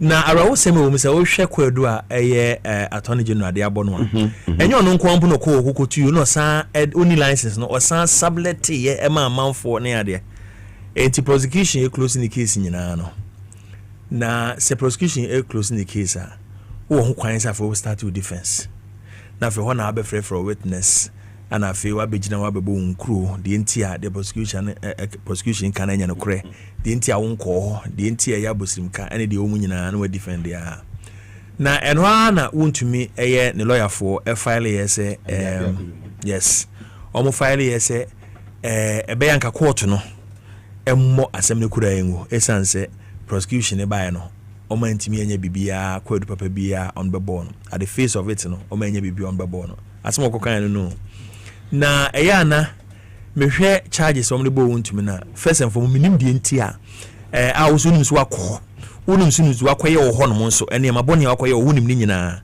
enti senye ne maboni ana baba begina adanse no abebo nkuru a misusu senke wo so bebo ni nkuru but to go in say ye masem ni nyina enwu kura no na enya amakofi because there should be submission of no case beyond to answer no na kire say you omo faculty crimes on person delay court any time muga me preempted the bit me free court but I've been a lawyer for some time now na asem om de koye no a me hwedi na me hwe charges wo de abo wuntumi no na me say why are they filing this because nothing at all some of it will be also be no kasa it me no rule ne ba ne anopay ewie say enya de a court na gi atum say ye mo asema prosecution ni kan enyina engu no na enya me wanwa kora de wontimi ko ka che court ne say asem attorney general ka no enim na onye bibia sa enti yemu ni nyina engu ana court ni aba say enya no kora you have a case to answer se court neka say you have a case to answer pe na fe de oba be bio defense because prosecution close ni case normally prosecution close ni case answer afena be fa witnesses aba na fe de abo no ko ha na wa nko eni panso awo mom concession bi o mutu na ade ma o mabreko a woni bi so ho wo kokohwedi wo kopi obi afurasi onu abuaburu na we no abubi so amobi wasanto kusia wasa abuaburu ni bi amobi obi afuru mu so ho enti no me sure say and I'm sure say the lawyers near smarter they know said the application on my year no for submission of no case and come be enti me sure say on my line up what their defense will be say on my line what their defense will be they will be very surprised because now then they have to start their defense na for maybe defense mu nyina me share charges e de bo no no any samurai boy hono concession ko sim ne said o maye hono no no ne kokowura hono no maybe then you have to prove say ojina kwan papa so enenya enti no we will not preempt what is going on name me be di akiri na me bae na me duru ase na me ne crash back ko kasa na obusa say enti say court na ma ruling we say submission of no case to answer no onjintum enti no won't be could be in defense na mon konko to aso e bit ma basi won't be bit me appeal against that na technically yes but no the reason is say asem court say na criminal charges anu na o the cause submission of no case uni asem be to answer enti no court ma unko fi ni ntwa asem no na court ka so onjintum we have something we call the interlocutory decision. Now court bit me aka say there be yes be wasem so o de to as na be wasem so se kwa kokosi conviction near conviction na conviction ni ho a you can still have the right to go for an appeal no now waka kire appeals court ne say initially crowd me submit say submission of no case yema semningu because we still court any time we still my time we still me money we still court so time until yema semningu na entino woman pen na ababedru ano the trial judge and as a judge o say akunta mine de no we nye makoji scam anya adwuma there anu ho asem mai we akunta mine de na okoti cc sam na boy honom na concession okotu ya na woni permit bia o so wode yesa no a wakose mfudie awura forest mu na attorney general de abono no entino assembly be start I'm sure say now they are going to prepare na fi omaba and in their preparation we will follow it and see how it goes. And in the attorney general and so and me board attorney general for Abaso, me board Dr. any afe justice say Abaso say ometim ejina pintina omone court nso akasa eme de say court nso de adwen fan omonko bunkum omonko nifa na omonhwe ensem a yakotiri ade ababedom won ana omode ko say ekoso say ya na ekoba ne say untumi aye bone a I'm not preempting it ekoba ne say untumi aye bone a na say eba ne say yantwi untumi aso a ebeye suade amenchiri manso a omo MPP mu NDC de ya na NDC for no enie sa akukuduro na omo de bedi bone kese ese ete sa enchiri ma na ewo MPP mu no a omo dwen sa ya ban abenti no yetimi ko si forest BM na yetu abreko eni ebe bom sa kokko no se de be omo nkonko yesa enye sa na untumi efa ne hudi a abribiada enkrofo beba power no omekwa kwa kelofo ya ta na epe we pesti wa America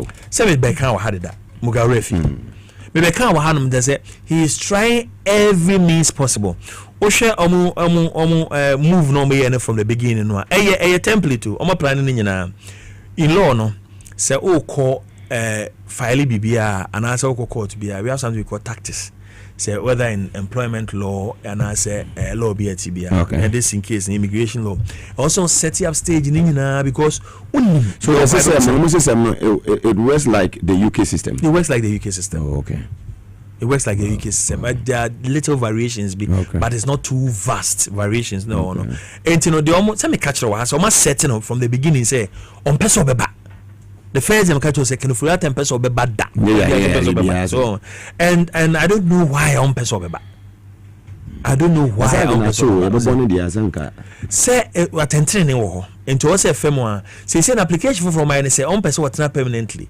And as someone more can say, you're born 70 counts at Nina, which chance, and I make us say, so much I see the honey, which is and I want to see na US eyes for no, almost lawyers, but Ebabetanasi, US immigration lawyers, Babetanasi. No, to me argue a very good case. Listen, Moga, the case it takes only a lawyer of maybe 2 years standing, even 1.5 years standing would know what I say because the evidence is there in Ghana. Say obia nyubia hwe obia ntata obia so wana ya chiwo mu nyina obia ofie unim so wana ya chiwo mebom na untumi kura ofie untumi kura tifie gift your wallet tifie so obia ya bonu kwadu abia tifie enti obia ntata obia se bia wakọ ya mani bail ana se ya tietia ne fa hodi so obia tifie so akufa de kura koba so enti aden panti na wo na meka wasem so onye boni bia so now the nam kaka se oba obi be kirew obi mfa mfa kwan papa so obi ni obedi ni nyonyo ana se obi abotimo ka se obe persecute rather than prosecuting no ene me makora se se be omaga ontegana ba omi antegana obia wa obia wa wana di bone di o man ba all the way nyina da so wa ha ayensunom omo nyina nam hanom so enti bana bo nkro keke enti na I am sure say US immigration a very good submission no make chom say listen Ghana ho na tenten ye adwuma o mampani John Dramani Mahama not one only interest bia so beti in fact he doesn't even have that power no na wo de wase ne ma ha akode am no baba yi hu ano keke na se yare bi ana ha yi hu anu wie bonkuru wie na asemisia wetimi akọ America se Ghana for dia wono detention wona wo ana waso mu den wo so se lawyer for na se sika on nsem they are dragging him for him in say so make no cry they are dragging it for him media mempai bone say obekwa kokodu awie no na immigration tribunal na wona ka che se kokurum obi anya ohwe kokoyi hu anu na awie apa abra no makasa achire no since on beji na ho so I'm hoping say some of the public policies need be or sometimes some of these countries near the woman no and the best so any because obenya fair trial of course and indeed only of rated him so obenya fair trial only pa so maybe onim de why etin what to them no so what I say Ghana dey timi ma judgment and pay we ani asan from say lumba dey we be fine enti omra Ghana lawyers and we me call commercial court 5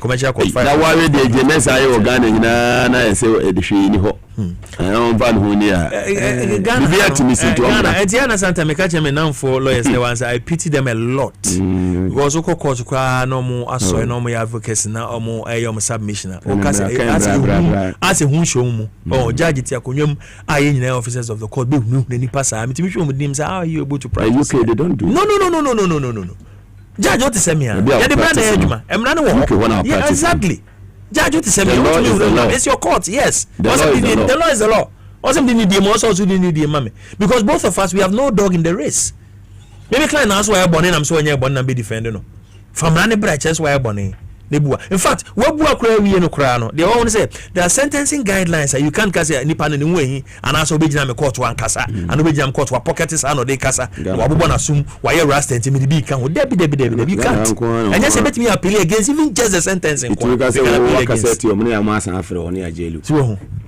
ya convict you in their own court anyway we will get there ebi no scientist na Ken Osuna ote amanfo so a what student mattress no what we fini dem the student mattress so ebi enu no suro entia so wa obeja oda kakraka yi enterprise insurance na wa hwe na ko bo na deport wa na mechanic plane no betina to betina engine so engine debi hwe obepa engine ho ako baby ya na toilet no wono wona abetina and so kona at business class after what na to na ade aba the simple reason they say you've made wrong decisions omo de atade no so omo de atade no be ndo show fi atade say wo bade ya bombe hankofo no o prove so obe violent obe me hankofo me yinu window no be want me fa honko obi betina ne nchen de obi betina nchen aba bedu na sa enipa na san check out no sa hanko American. I know American. O better than China ba so onye gidigidi bi. What time play my head deport obi da ho. It's very demoralizing. And you don't want to wish it for anybody. See a deport obi pa. And I could draw. O say nyina sia. O call health for no when you so for no ma check where we. Na for call immigration for no ma check. No akwa you back. O dey on ko be come foforo. Different direction. Ko be san ko to ano. Yes, that's cross where Ghana ni no kwa no dey for prison and visa said dey do ba because we tell reduce when we say dey do ma yemi afin na say ko say dey say you be bizarre so wa bo amane me we say dey do one pa no be di boni no ka tell say boni we na me di ye we dey try through ba ka tell say me kidnap me we ko rape me we na dey ba o kan no ano na we say when you 74 years akofa akoda 14 years ade uti ya say na akanfo bu be say in fact won't na prison ni timisre it wo kwa ya aba be dem bosome no ono wo kwa 74 afa ni watwa for aka 70 ne nkwa na nyina aka so ye 30 na just ono no mba bi me be say mama say 3 months say si we dey come dey beto me na so ni metwa ndi ene ke i kama ni no ya ka we dey ni 22 so me kama ni twa 22 wo awe na 3 months ni usu ba tire say yeah obi 3 months is something nyoma sam it Mugabe be ejina no yeah enti akonta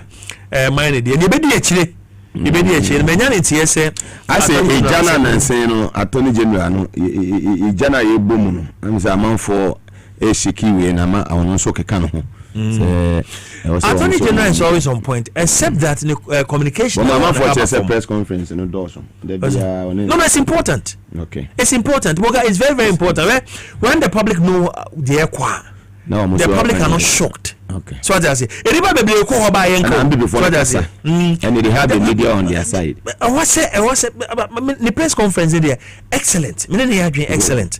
Because where US in Tokwa omo akoko kan Israel one money omo bomb e can say Iran say. They be some here press conference and telling people how it's going. They want to put themselves in a very good light all the time. So, yes, bomb they be ko Israel for Zuzu. And they enka.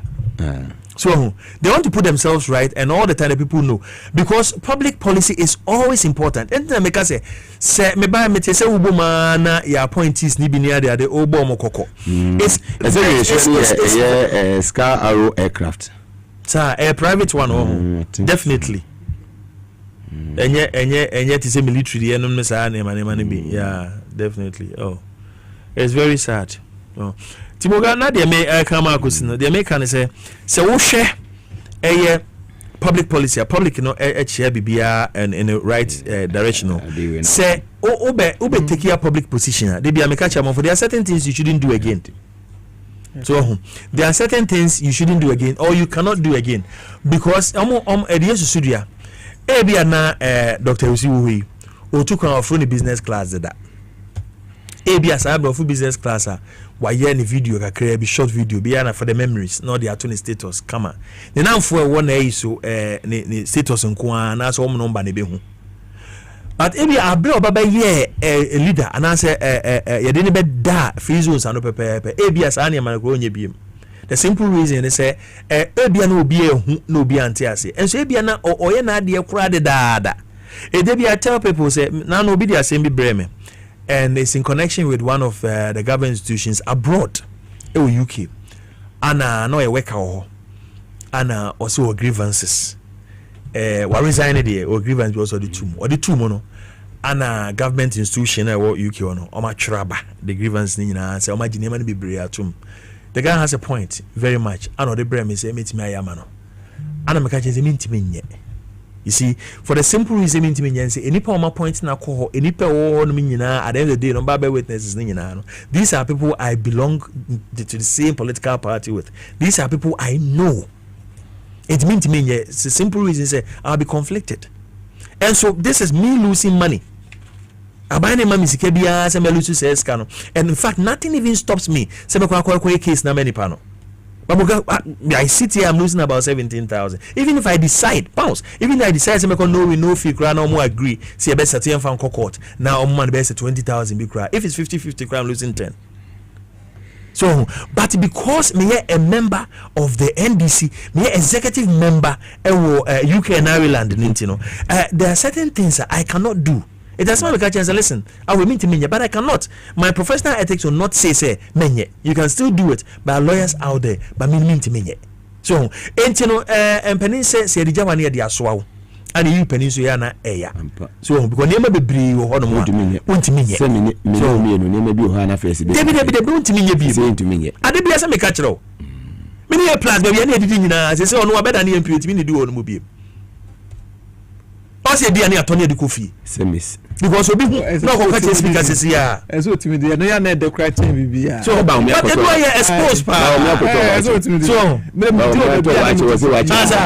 how dey enclose e be enclose others dey enclose dey na kwa me obi be hu afra ko speaker say ya say akwano no te hanu ma water fit sa o de ne sabe nkumu pa mo wasne kofi brokeman A+ me chow I'm not dog remember na enti on so submission on that. Now you're moving on. Now mon try some obenya and reporter no edena maye na yen to me share some of the videos too. So Muga, I'm saying that the anti assembly videos now you're ready. Say be to me. Yen share videos.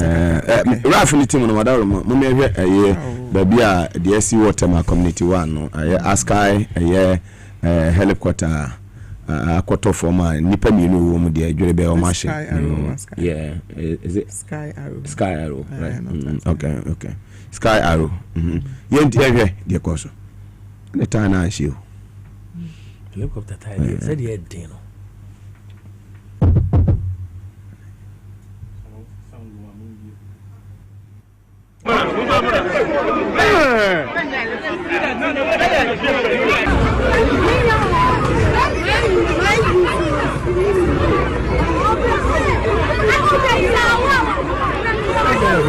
Azempa.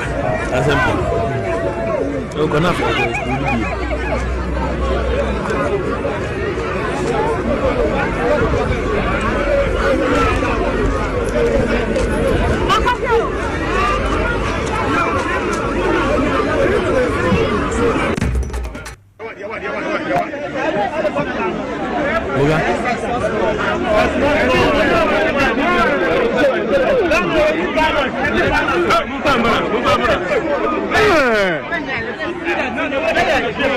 Very well. Yakotema. community 1 baby a help quarter no ato from ahye no na ye ni enua ye Albert ntwetwenkoma Albert wote anka ye mo akwa ba de ba insa policy jumedi so TVS YZ na Power FM Albert wote anka very well community 1 to say we help quarter ato from na we obetimi amman se ne etiko ye wadaruma mira se Mugabe na ne tini se sabe mi dia community 1 se obi ni oninku school park oninku school park e community 1 ohono mu na mi dia sabe na ne tini se e che bia na enya ni tie se flag bi abeto ha no na e gabi e deri flag bi ato ha e gabi e deri e man temara ye ni abe for aye hwe ni e koso wa na ne tini se enya flight ankasa ana enye helicopter ankasa lemo eye 9 plus ABV. But no more engineering for school. No, it's like flight. No, actually, what for? Starting to see was no school for no na a Johnny. Omuna sabe omufuma. Everybody no akọ 37 na. Omukwa akọ no ma ye hoji. Ma tubi sanya. Taneti. To be in ho no ma boni lati no. Very well. Albert Otemenka. Etenka. Very well. More baby a help quarter ne toy no. Any a year school na emochiana. There's 30 years. That's 100 years. No. Hello, Albert. Yes. 30 or 100. Which one and the end? 100 years. Fantastic. Never be a flight in Tona. Acquiring him. They are just Kumukana, who may be a flight in 18 years. But a quite a dependent them.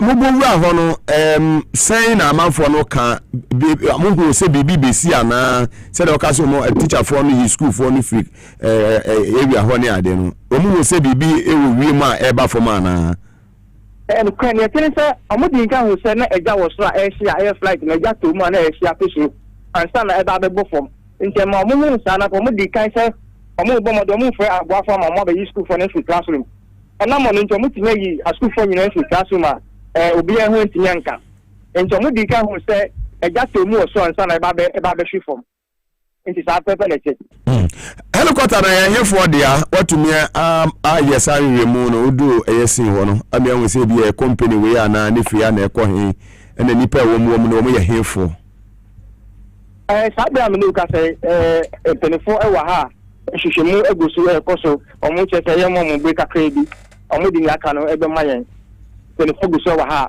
a police for fire service for wa ni military for wa ha omu fitu ni mayen che dia omu di reporter wo mu be mayen na ye ho na dia suja very well abada ya da se obre ye be ja won wa ho a wo sin ho de obebam bia no hwemu bia no wunya bibia na watumi update ye na ya hwe ni ekoso ye be da se for your time me da se lebe okay well tema community one ye koya Dr. Mary Usinyen koyen so media it's so sad my ye basa my dream na just I'm so disorganized and disoriented say fire kakanti ebe fire Muga we are still in the month of March I will share a new ekokoso March ayana anke be hu ni say March de eye ma ebosome because March mu na yedi International Women's Day and a March mu na UK for also celebrate Mother's Day until the month of March there ya na ye bo ema ba so na celebrate ema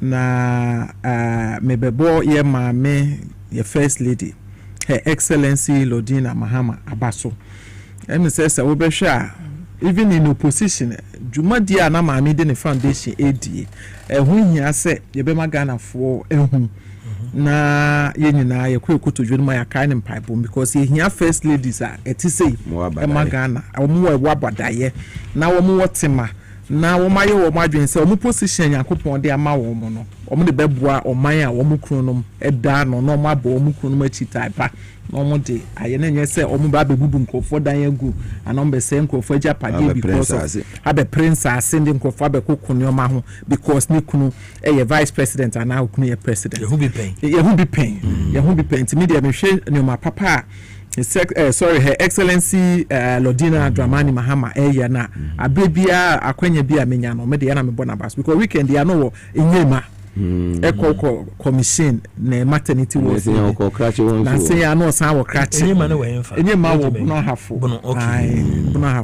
Na we share okone region where Juma o ye na efe na ehia se baby biara ye betna no ye bebo o ye nipa o ye say ono on kasanso When a pankasa, so Rebecca, yeah, Simon, is it Rebecca achievement in Rebecca Foundation. Again, I will bet me a casa Rebecca Foundation, Ghana, NASA Mira Foundation. A dear pan able to me. Even in the position, now Her Excellency Lodina Mahama, Yenio Made Buaga. No position could be a maternity will be one crew one of the Ibunza Brown ratings be back could be one just said Mammy when your man cover time as former first lady. She's always looking sweet. Oh yes. Mama Lodi, Ejina Ghana and I do too say oh yeah guy Jumedia Woody Magana former that was proud of you. All sign Casache or Moon Adeba Coca Toma Kuma so say nurse for Hono. Amube Yedmo facility hono. Omunshres wo mube treat about time and pregnant women and beba hono with dignity and respect. Nice. Eyadia eto makoma so. Nti ebese nurses for na ba apemfo ne ba munkokro wo mo. Sa na ye maame esrem. No send a message de ma ahema ne ahemfo na nanom se omo oni facility no no mo fo mo ani endi echi so de be ya bibi teach ma omo betia na so. That's a very good point. Yeah, if you very say good call. Kwade your dia hwesu yi. Hwesu yi o se me de ahyem nsa me de meko na mo fa mo ni echi you should own the project na mo fa mo ni echi bibi ani a mo hu ni se mo amode ana teach ma ye mame de be kan say ye celebrate ma ewo match mu ye da wase na Nyankopon hia wo ne ufie ene ukunu na mawie no nso no ye be chia ene nananom mai so na me hia na mo wa brofo nananom bi so was starting nya nananom so one as two ehu nya nya me hia wa no ma nananom bebere kura ba so mo mo ombewo Sharaf mo am se ba ko pe na so far wa wo mama Lodi nya me hia na yensan boy vice president and so abaso say recently she's all over the place or kwaha no yeah my dear unto me emo ma abaso enyinim flip nti vice president Her Excellency Professor Jane Nana Opoku Agyeman the month of March a month there ye bo abaso na yada wase so we be pono dey be oka or say I have opened the door and I will hold it for other women to walk through the door. Ya sema emodu pa. Say obi beka say me be proma me de me ho aba for there. Baby ana din ana you look it down. O say na do amebo onye no kwaka o Canada say Ghana for ma there. Yeah.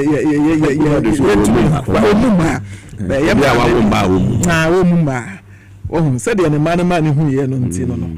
Ye ma me se we bie pono. Enti ye ntimi boy ma ba so. Na ye nja ye ma me. Ye ma me ye boy. She's an achiever. How you be a ye no bi yesua ne nante. Ai. Muga maka no awie no na ade bi Kevin Taylor. Ye ankasa ye nua be ma Kevin Taylor. Me hwe ne pa. Every night me hwe ne program. Na me hwe ni program there are times obema wasre na no kan se bi fa o se Ford Fiesta ho o te Ford Fiesta ho ko o se ni video se bi wo ha wo sha we di gura ho kra na wasre can be a comedy na o kan se bi fa one of the MPs MPP micro minority MP no Gloria Wusubi o mu sa girl no head anything bi as na Kevin Taylor and so trobo Kevin Taylor kan se bi e ka se me so o jimi fo na the reason so dem aye ni nyina no na etom efam ye no kure oti ase o so no na kwaka se parliament abeka se yi live in nyoma person relevant dem o ye penapo anapo ane pe no na ne die kira ti die so friend to mo so one is one of a nuisance yes so I really no hama enkofo bebre hu ne se it no see agent na ense fatase obeko parliament na the ama neighbor to her aid ne say Kevin Taylor small kafa no hu bia so wagi ni nyina ye no kre the month of March die nanka yesre no sen convention because me a gender activist but me check Kevin Taylor say ye wo MPP for MPs ni bia enye ge we nkwa na ejimi na sen ko bo mo nso din ka be match de on fan che o mansa be match de nko fan to hansa what you say Mama Gary Taylor Dumaya. Yeah, sister Mudo. You be see a catch Kevin Taylor say. Yes, yeah, Jitum. Say your sister. And any woman so. When Jimmy. There's a match there. Man match there. Next time kwa de tu ho. Na ke wiem. Man to money kete. Na mo me tuna de tisu say. So who Gloria de na micro minority no. E member ni bebre wom. Bebre wom match de nye member man until na say ko spare yes sister we de ne to ho na ko de member no e be MPs no nko da be me de me kan MP se we so MP ye de ane ye MP woma bebre as em krono a until me be ma Kevin Taylor mesro the month of March there yes me jitum say Gloria wusu wajimi said you can yen name no you identify MPs ni bi member ya wajimi ana wajimi oh so akọ interview any ebusa na say adan na Mr. Video ni bro from ba we producer no on adan na we support ba wo me na wutie na answer na ode ma ya enu nko a enough second that is Kevin Taylor's justification na no so actually esi so say as one Kevin Taylor ya in fact me the month of March no na me sisterhood and no cross on fan free no April na ko dey ato na ko one more member na e wo my sana mpese me ya be ma Kevin into we dey me so March there yes so there wo kan dey no kwene mu twi sign afa ko twen April April man na member na you identify wo mu wo MPP micro minority wo mu parliament no for mu din bra muga make we na make kan bibia ko say abrante bi wo tafo MP Kumase eko wo ka to be oba bi hwehwe no anya de oba bi hwehwe awani baba bi hwehwe no uwi no huwi na me ma bu fo nti amede kan se mu Chesa wo be ka say girl no wa ko e ma de ba ko sa girl no you know this is part of oh men can sim dia me can say set up for so am who say na say na Russia send by follow me yes at least ya wo baba ko a MPB timi eko pikin wo ne number wo online invite no ko fie no say me ne wona because first time they need me ne wona what is sisterhood nanim ye bona baso no na ono abo akwa aye ne yere wi and I am say sisterhood no girl no krasam ketenkete na so waka o make it and videos bi ono abo nya asem bi anka say ono the girl no so no picture be ladies for hygiene reasons no na me person me tena ho ka che ne say the month of March what me need Ghana for atem o me twen sign one pa ye chew enye say o po me kan che say ono ne kan ye dia de be che no na say the month of March a women's month now babeka say wakopo ba no that is according to sources me to kwai was wo hwa na yen so na yiri dance to the tune what you say na wapamu aboa no anya na ase ne ho bon wapamu aboa no anya na wo mpetcha bi ladies anka wakope ne number koye de odi ni kofi koye de na be diga na for ma ye so so atem enti honorable MP me jina ha Emma Association of Chubby Ladies untumi enkasa sa no kwa tell bobodi no bobodi din obo mema di obobodi din anka enye bad muga tallest do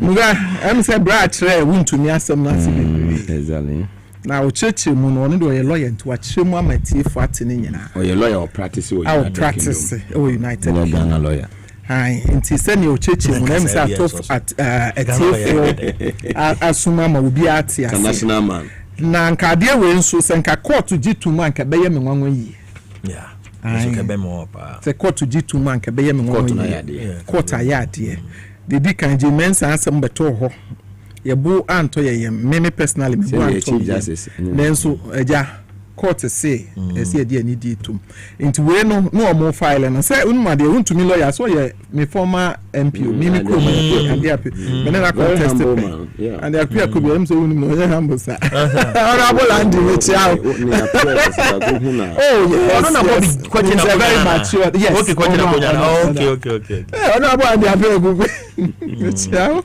me former MP enti ona ehun to me lawyer enti me monitor asem no enti time of filing say no case we application na me follow na nka court gituma kebe ye me nwa papa enti e better court ase say wo mama yen sense from at this time because want to meet damages are what cause the state of Ghana say as a country and atem the DA and government they want to me all transfers very dangerous what you say what meet na baby me dem scan we go the new matter who encourage and colano the youth said they should leave their education and join the Galamsey force what you say and you want to me as some they want to mean can try say onyeshi bonkoto ene ukọ sa area ho na akonta mine say ho na onu wuntumi aye ne ho aban amema allocations ya mankofo abrekwa wu ni bi wo so wu ni bi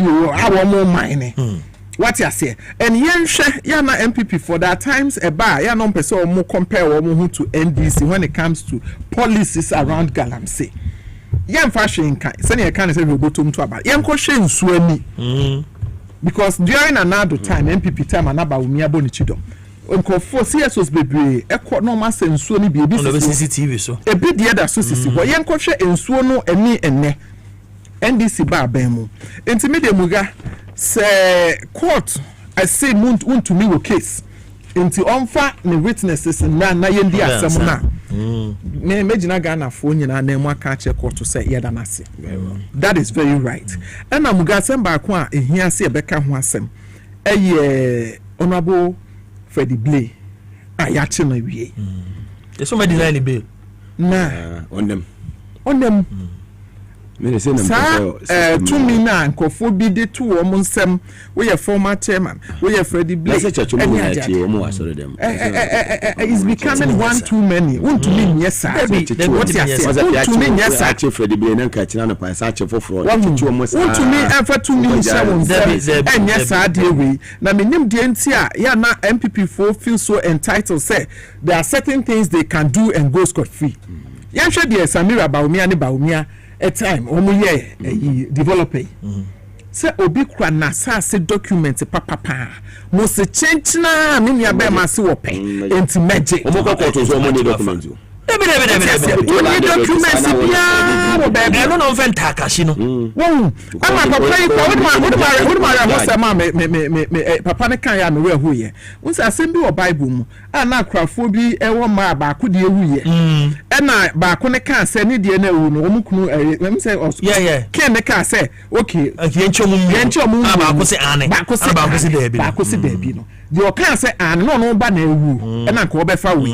but the okan say de bi na the true owner of the Nabadaye ne sorry one will say papa na no ye the original owner of the land no was see omu bebu budai no Samira bebu budai no ko ka kire ne say what the mabo cases father no memu montie because the dining city omu plan na no omu ye no was mu father no because me say be say kwade mu father one with the nature no but dining city omo a class enti na bebu egu e na omo di bugu they thought omo bebu egu na omo afane free omo afasase na court ebu asan de amawo ebi na Freddie Blay akwakoyi enti se court enti nya che Freddie Blay na asase ya cheba umi anso ne yire lawyer my fan che wo mo so because ade omo di papa no ya but omo de pata fi ajaman fo asase pa bedre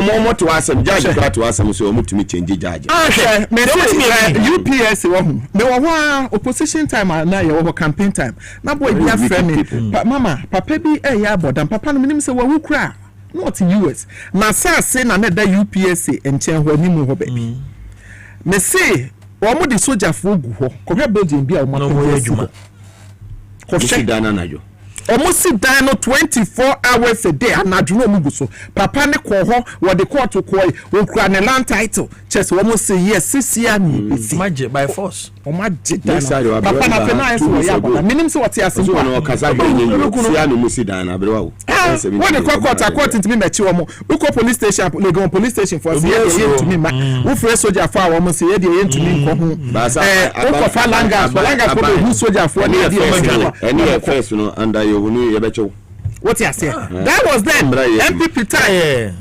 enti sami o ma dey ni born free ss ye tumi use papa we as a scapegoat na omo ka ho di sa bone no e ma ne wo mu nyina eni regardless of your age until for age enye excuse na o di bone dog me da asema me fa aye aseda kese ma mabo afo time che de djumedi e de bro TVS YZ and Power 97.9 FM the stay back stay safe aye campaign guswa e koso from the National Air Petroleum Authority aye NPA e ka kire Ghana fo nyina say so wo say aye for tanka bi atofoma esrew menko ho na de obetumi aye ne say etofom sa na enche neja yeden eja atom fo ne de wonu say aye highly aye inflammable nteno say obetwe ho kura yeden afri sa area ho etwem akokura wo ba bia anza to renche no ebesi a asi na ho bi sa na eno ne say obefre Ghana National Fire Service for and Ghana Police aye service for na ho mo atwetwe nkomo NPA say what the aye contact aye center lana to ho and 0302550380 na nipa wonkwa hunya papa obi o se o mekwa akọbufu ene kakra na makwa akoton 100 Ghana 200 Ghana na wakwa akohwere wonkwa nso bia na na ye the bread a winner in the family isla se twon free sa ni man ho sanka boyi this save live campaign is from the National Petroleum Authority NPA ntimonhye so na monfa enye adwuma Divine Hope Herbal Center omone de otwa Herbal powder de aba edwaso obi a waye mre ewo mpem untumi ento adonko mo adwuma yie unya otwa Herbal powder ni bebeboa ekoko enesi wa na efifi obabi usisi ne ha waist pain ema ne mema ne nyina no menstrual disorder umfichire kono enema header enko yie ne nyina no ono anse obepa otwa Herbal powder ni be osa na say bema libido no form ade say ntumi ahokeka no enema header enko yie a eno anse eja atanka no betime agine yedi a eno anu otwa Herbal powder before ne chire pharmacy shops awodo ame bebobodin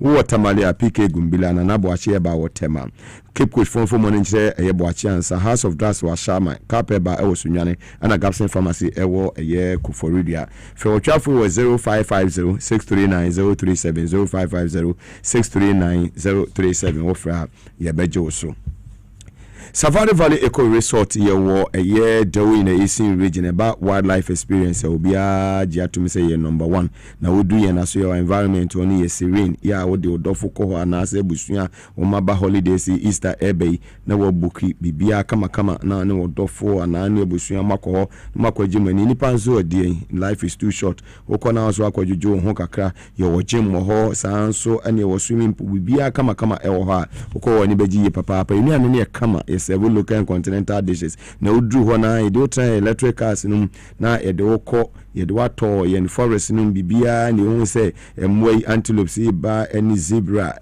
wani beji ye papa pantivan kwada no ekoho 0596914394 ofra safari ya beje oso na bibia nso atimi akonkan ye wo dew in the Eastern region of Kre constituency.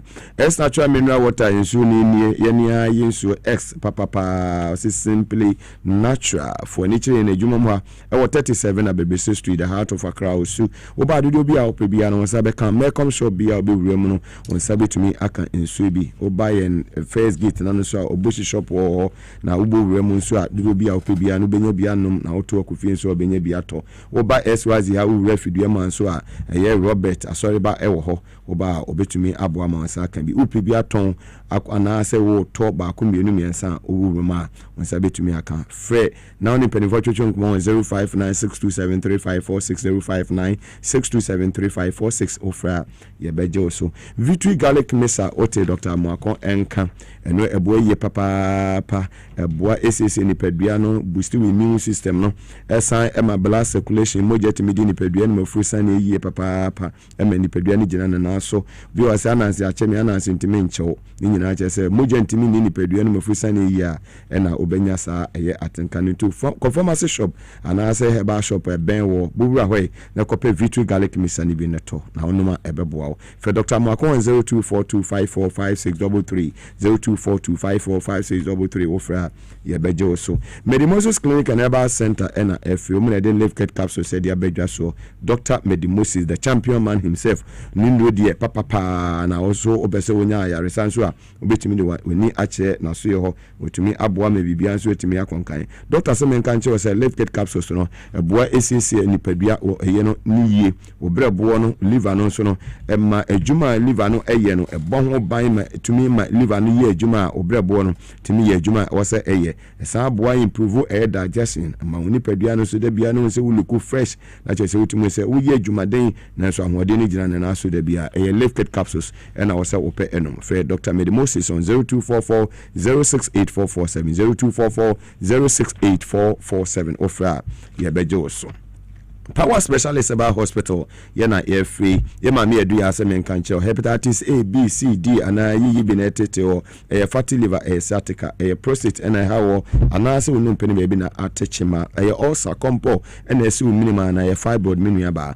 tutumika fo ni eche yema me edu ya hwe na eja Power Specialist about hospital ma wa yaresa takrade wanaje estate ni anaje me primary school no na eben ho pe wodu ani che Kumasi fi ya se legbosomtwe continency aputu kwan so wonso ye wo ho ene Kumasi fi ya sele gbosomtwe wonso ye ni Jezbo filling station di enhwe ni mu fe na ne atwetwe nkomo no 0244544422 0244544422 Herbal International School Semen Kancho say Excel and Shine School papa media of the Nsawam Road omo ben media Presbyterian Church no for abane ko lower primary upper primary admission gusua ekoso sanso na mo amount 0 mo pe kwan amamo mba no obi a wo ba no nge bosumen enan ni nyina mo beje no ahwe oba na ama wo ya ban adwuma aye wonkwada na se bia eja bosome miensa na so nsen be kwa adwuma si woni ha fa aba ne bra obeje no obetete no ne bia opese oba ntem do oba ne ba ntem akonya wo ho enu anse no obeye nhyehyeye anhumachi nunum pe mo kwa betimi akoda na ba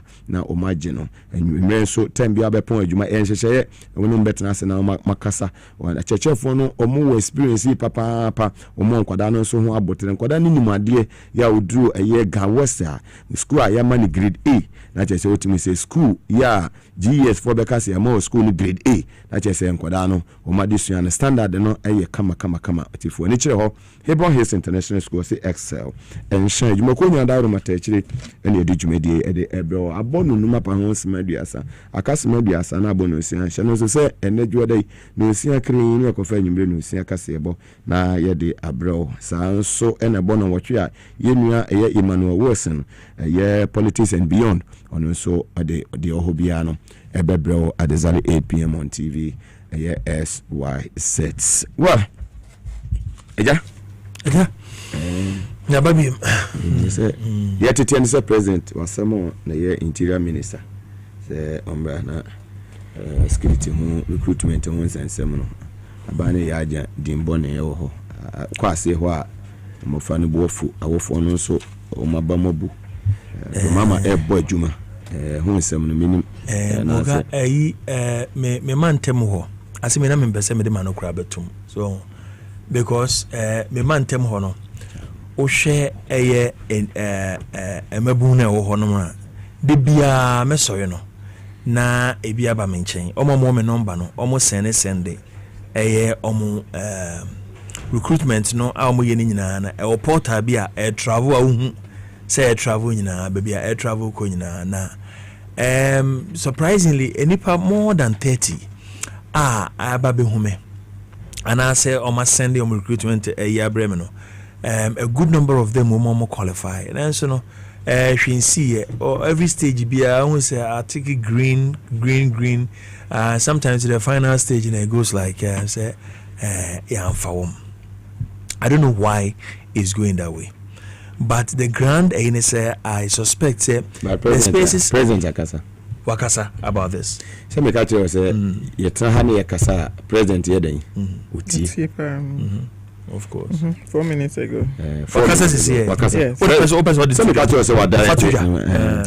it in the 4 years term? Security service. In the afi be be 5,000. Omo increasing ko 40,000. Allahu Akbar.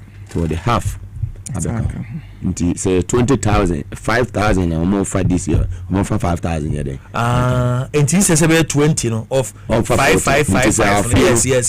So double as much. Be for 5,000, omo for 10,000. Of course. My forward amount. Can I wait for no show for should be added. Yes.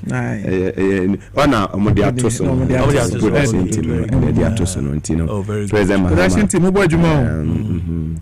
Inti because was a platform we no yakasa president ye dey 80 afido magbani so na mission pa o so na make sure say we are the action is at once. When you get closer to them, you go feel more.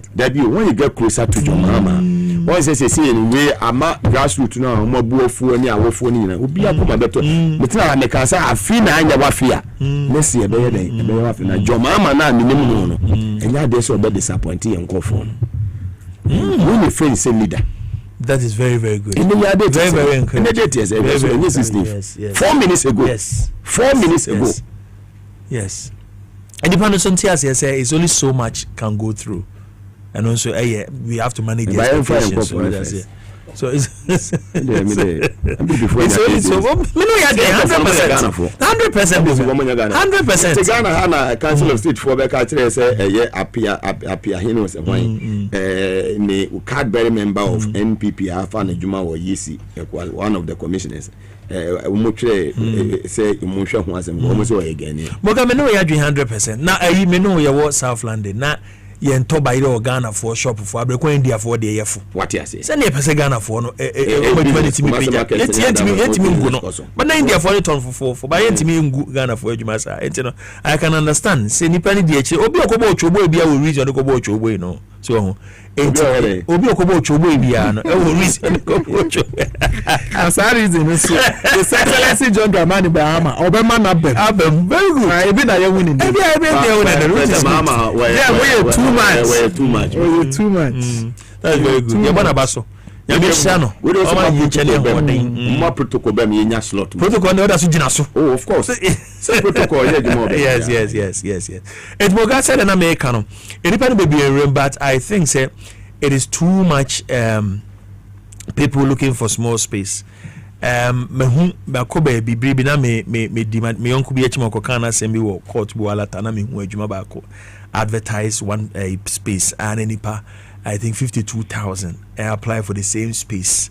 Na me kwena mbuza say madam for say criteria be na I don't know the criteria anymore because nipa ni nyina say 52,000 looking for one space.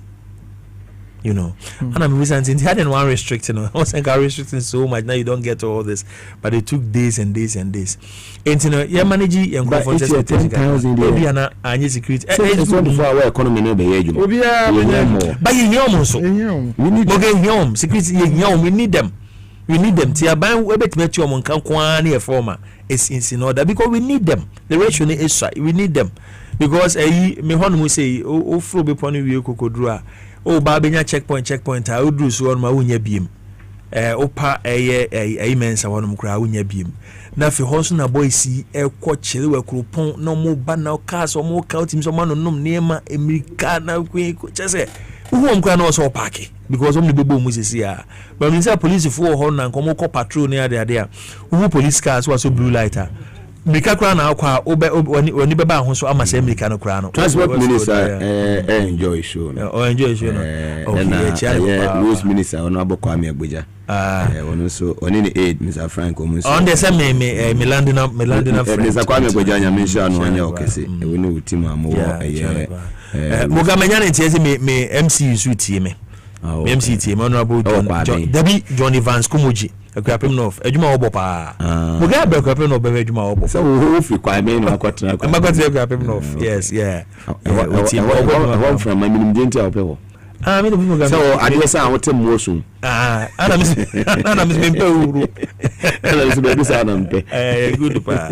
Uhia so be so. Environment is very very conducive. Yeah, very well. Otie mama mani age pa. So mama mani age awie. Nwesu mani age pa. Mama mani age pa. Sticking na obi abetumi adam. Muga problem na.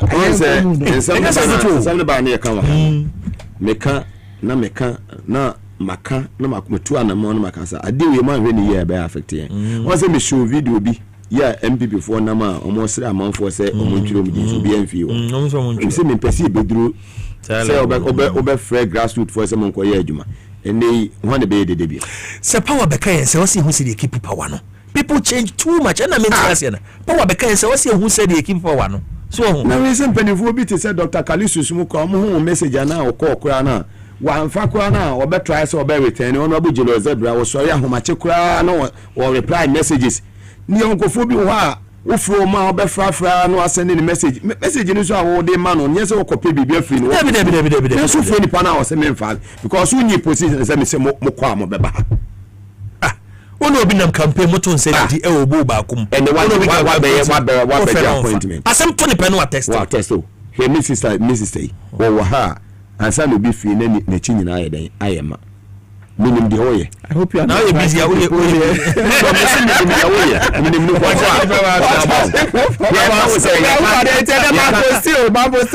ya slot one slot me petu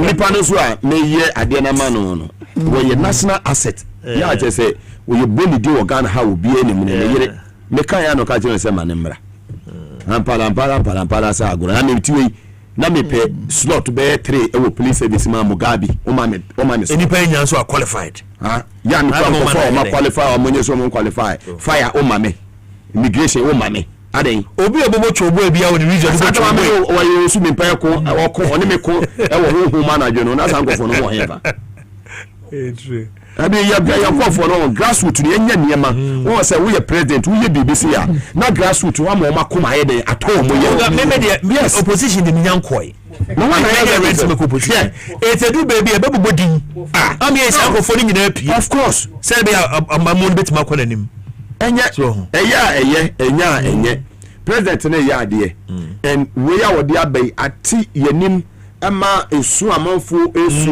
ene disqualified mo be qualify ka ho anamaye because obi ho okra masses uno say aptitude test wa yede wa fail because come on Muga say ya more president abaso papa say mama de ya more we ni too much na ade ba kun so ya na me ba wo say ni na so no ni e bom perifo wo ne nchen so abaso ko good advice Dr. Kalisu Sumoni ye mama Mariata Mone ye papa so ya mo papa ne kasa and we you listening da bia me tell say he's an experienced man you see he's very very experienced okay Mugabe me be mukaka odaro mafaya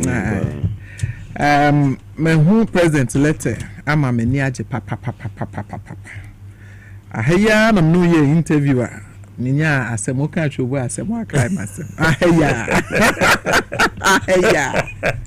2 hours interview bebe bikitu be no mo twist no doctor video no e kofa asemba ya de bia na graduate chobo na koma o na JKP so tie wanti ade central na ya chia woni araba ne ye Maase se wo be kaya sa that day no so me sa ka kire wo se yenya abotre na president will make everybody happy okay okay no protocol no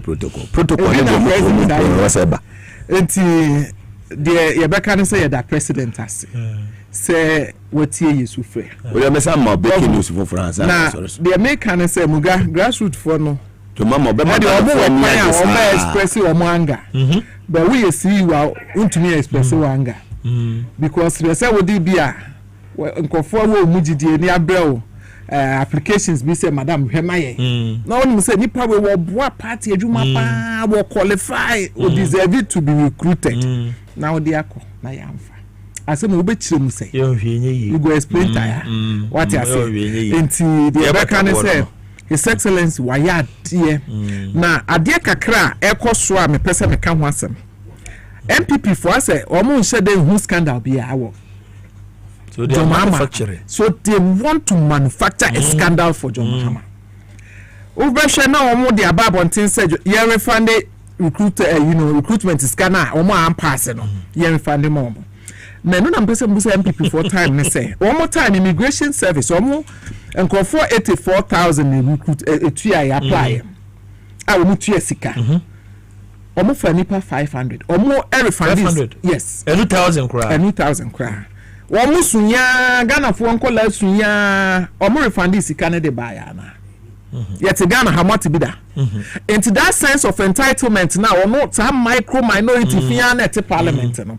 Yeah no omo feel say omo betimi achichire aboa no ma besane abeche ya. No feel say ni pare fiana. Ya feel say ni pare fiana.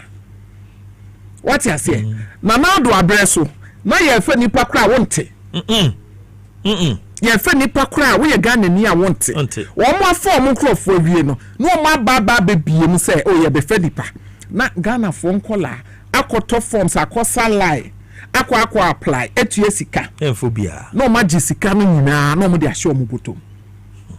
His Excellency John Mahama Bembuzu kwa de se je de bi ye kwan ye hu ye je de bi ate petrol so ye hu ye de bi ye hospitals ye hu ye de bi ye free SHS ye hu ye de bi atwa dum so mu ye hu meboa no more time no 84,000 applications are buy no mo for mo 500 mo tua sika no what tua akosa ho what you say na mo de mo wan refund mo betna e no mo refuse o micro minority na me fabom e ya me time me de acho fabom me checks are me yes and indicate say transport fares na nkosoro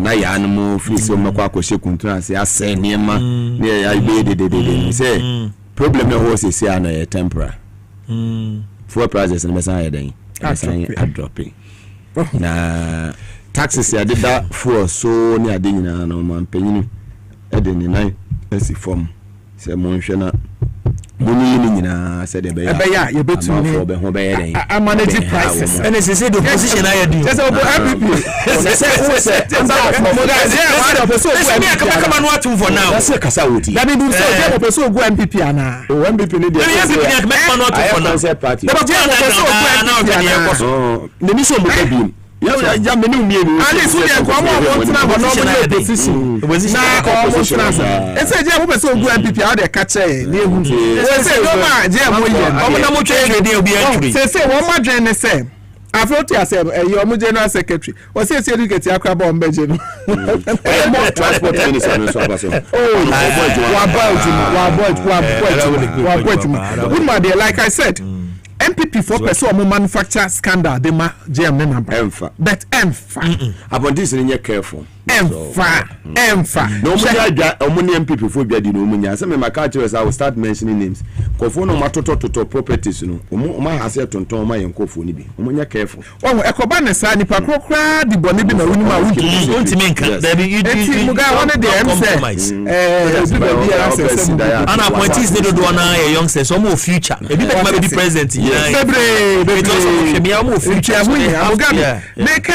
MPP for scandal on person omo chichira de she His Excellency John Mahama na appointees kon e na de omo kopie eye minority chief whip de omo kopie dwabin say omo akwa Ashanti region omo feel say Ashanti region omo stronghold into omo cocoa growing area like abaji omo so na ye baji omo so na already my video bi say see na mesre you can clearly tell say omo akodru ho e na omo mema omo sika e na omo akire omo say mo act say na video photo yes what you say na nyesa nkrofo na mo ma ho kire omo de omo ko omo to abeti amuto na bet my say egba ya 12 years and 60 years at the enemy enye san krofo na omo say mama mo boni na mo de omo afemu no it was unprecedented enye mo time na cocoa sacks ayatro ho not for sale mo say not for sale by beton and fertilizers ya de makuafo because under his excellency's leadership in 2016 near my free fertilizer near some almost spraying machines Wellington boots cutlasses free so what I say and then I read this side and then you make a come near the chair free so be a for home yes mobile training even fertilizer sacks are not not for sale.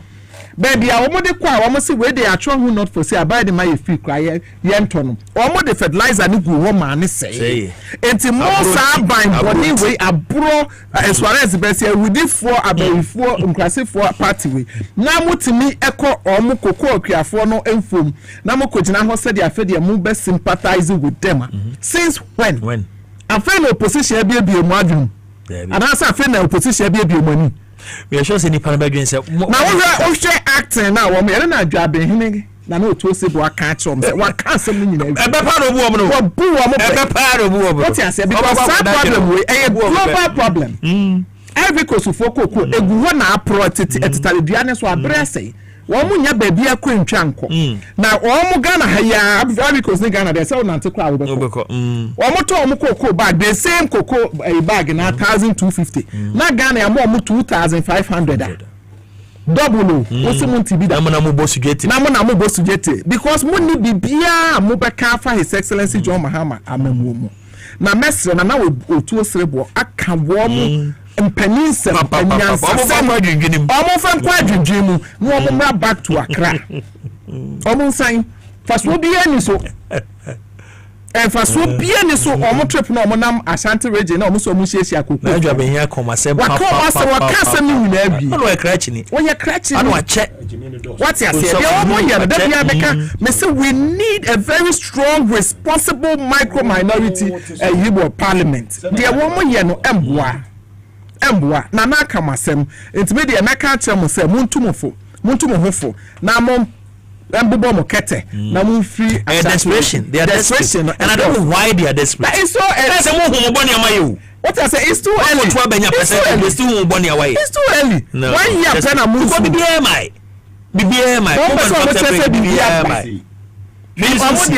MPP for almost BBMI what I say and I know to sebo aka achemu no wakasem ni nyina muna maboko politics na koko asem no wutimi fa new politics enti MPP for mesremo MPP minority delegation amowo Ashanti region amochiachia ekoko akuafo ono abo anodom pre woda no mesrem mun sign Accra wo mo Ghana today no faso bia nyina be ka bo agene sami je finish and do this am ma bre faso bia nko ba bi ko sami je is too sami je is too smart Ghana wo de ba o mi ani ni amoye wo Ghana ane ne nkonta fo na sometimes any man bi wo ha I mean contract is contract so source na yahudi omo ye wa ha yahudi ba omo ye wa ha you must palugu dam kura mo wie ma ye final payment that was $11.9 million nso na blog ba ko kwa yen to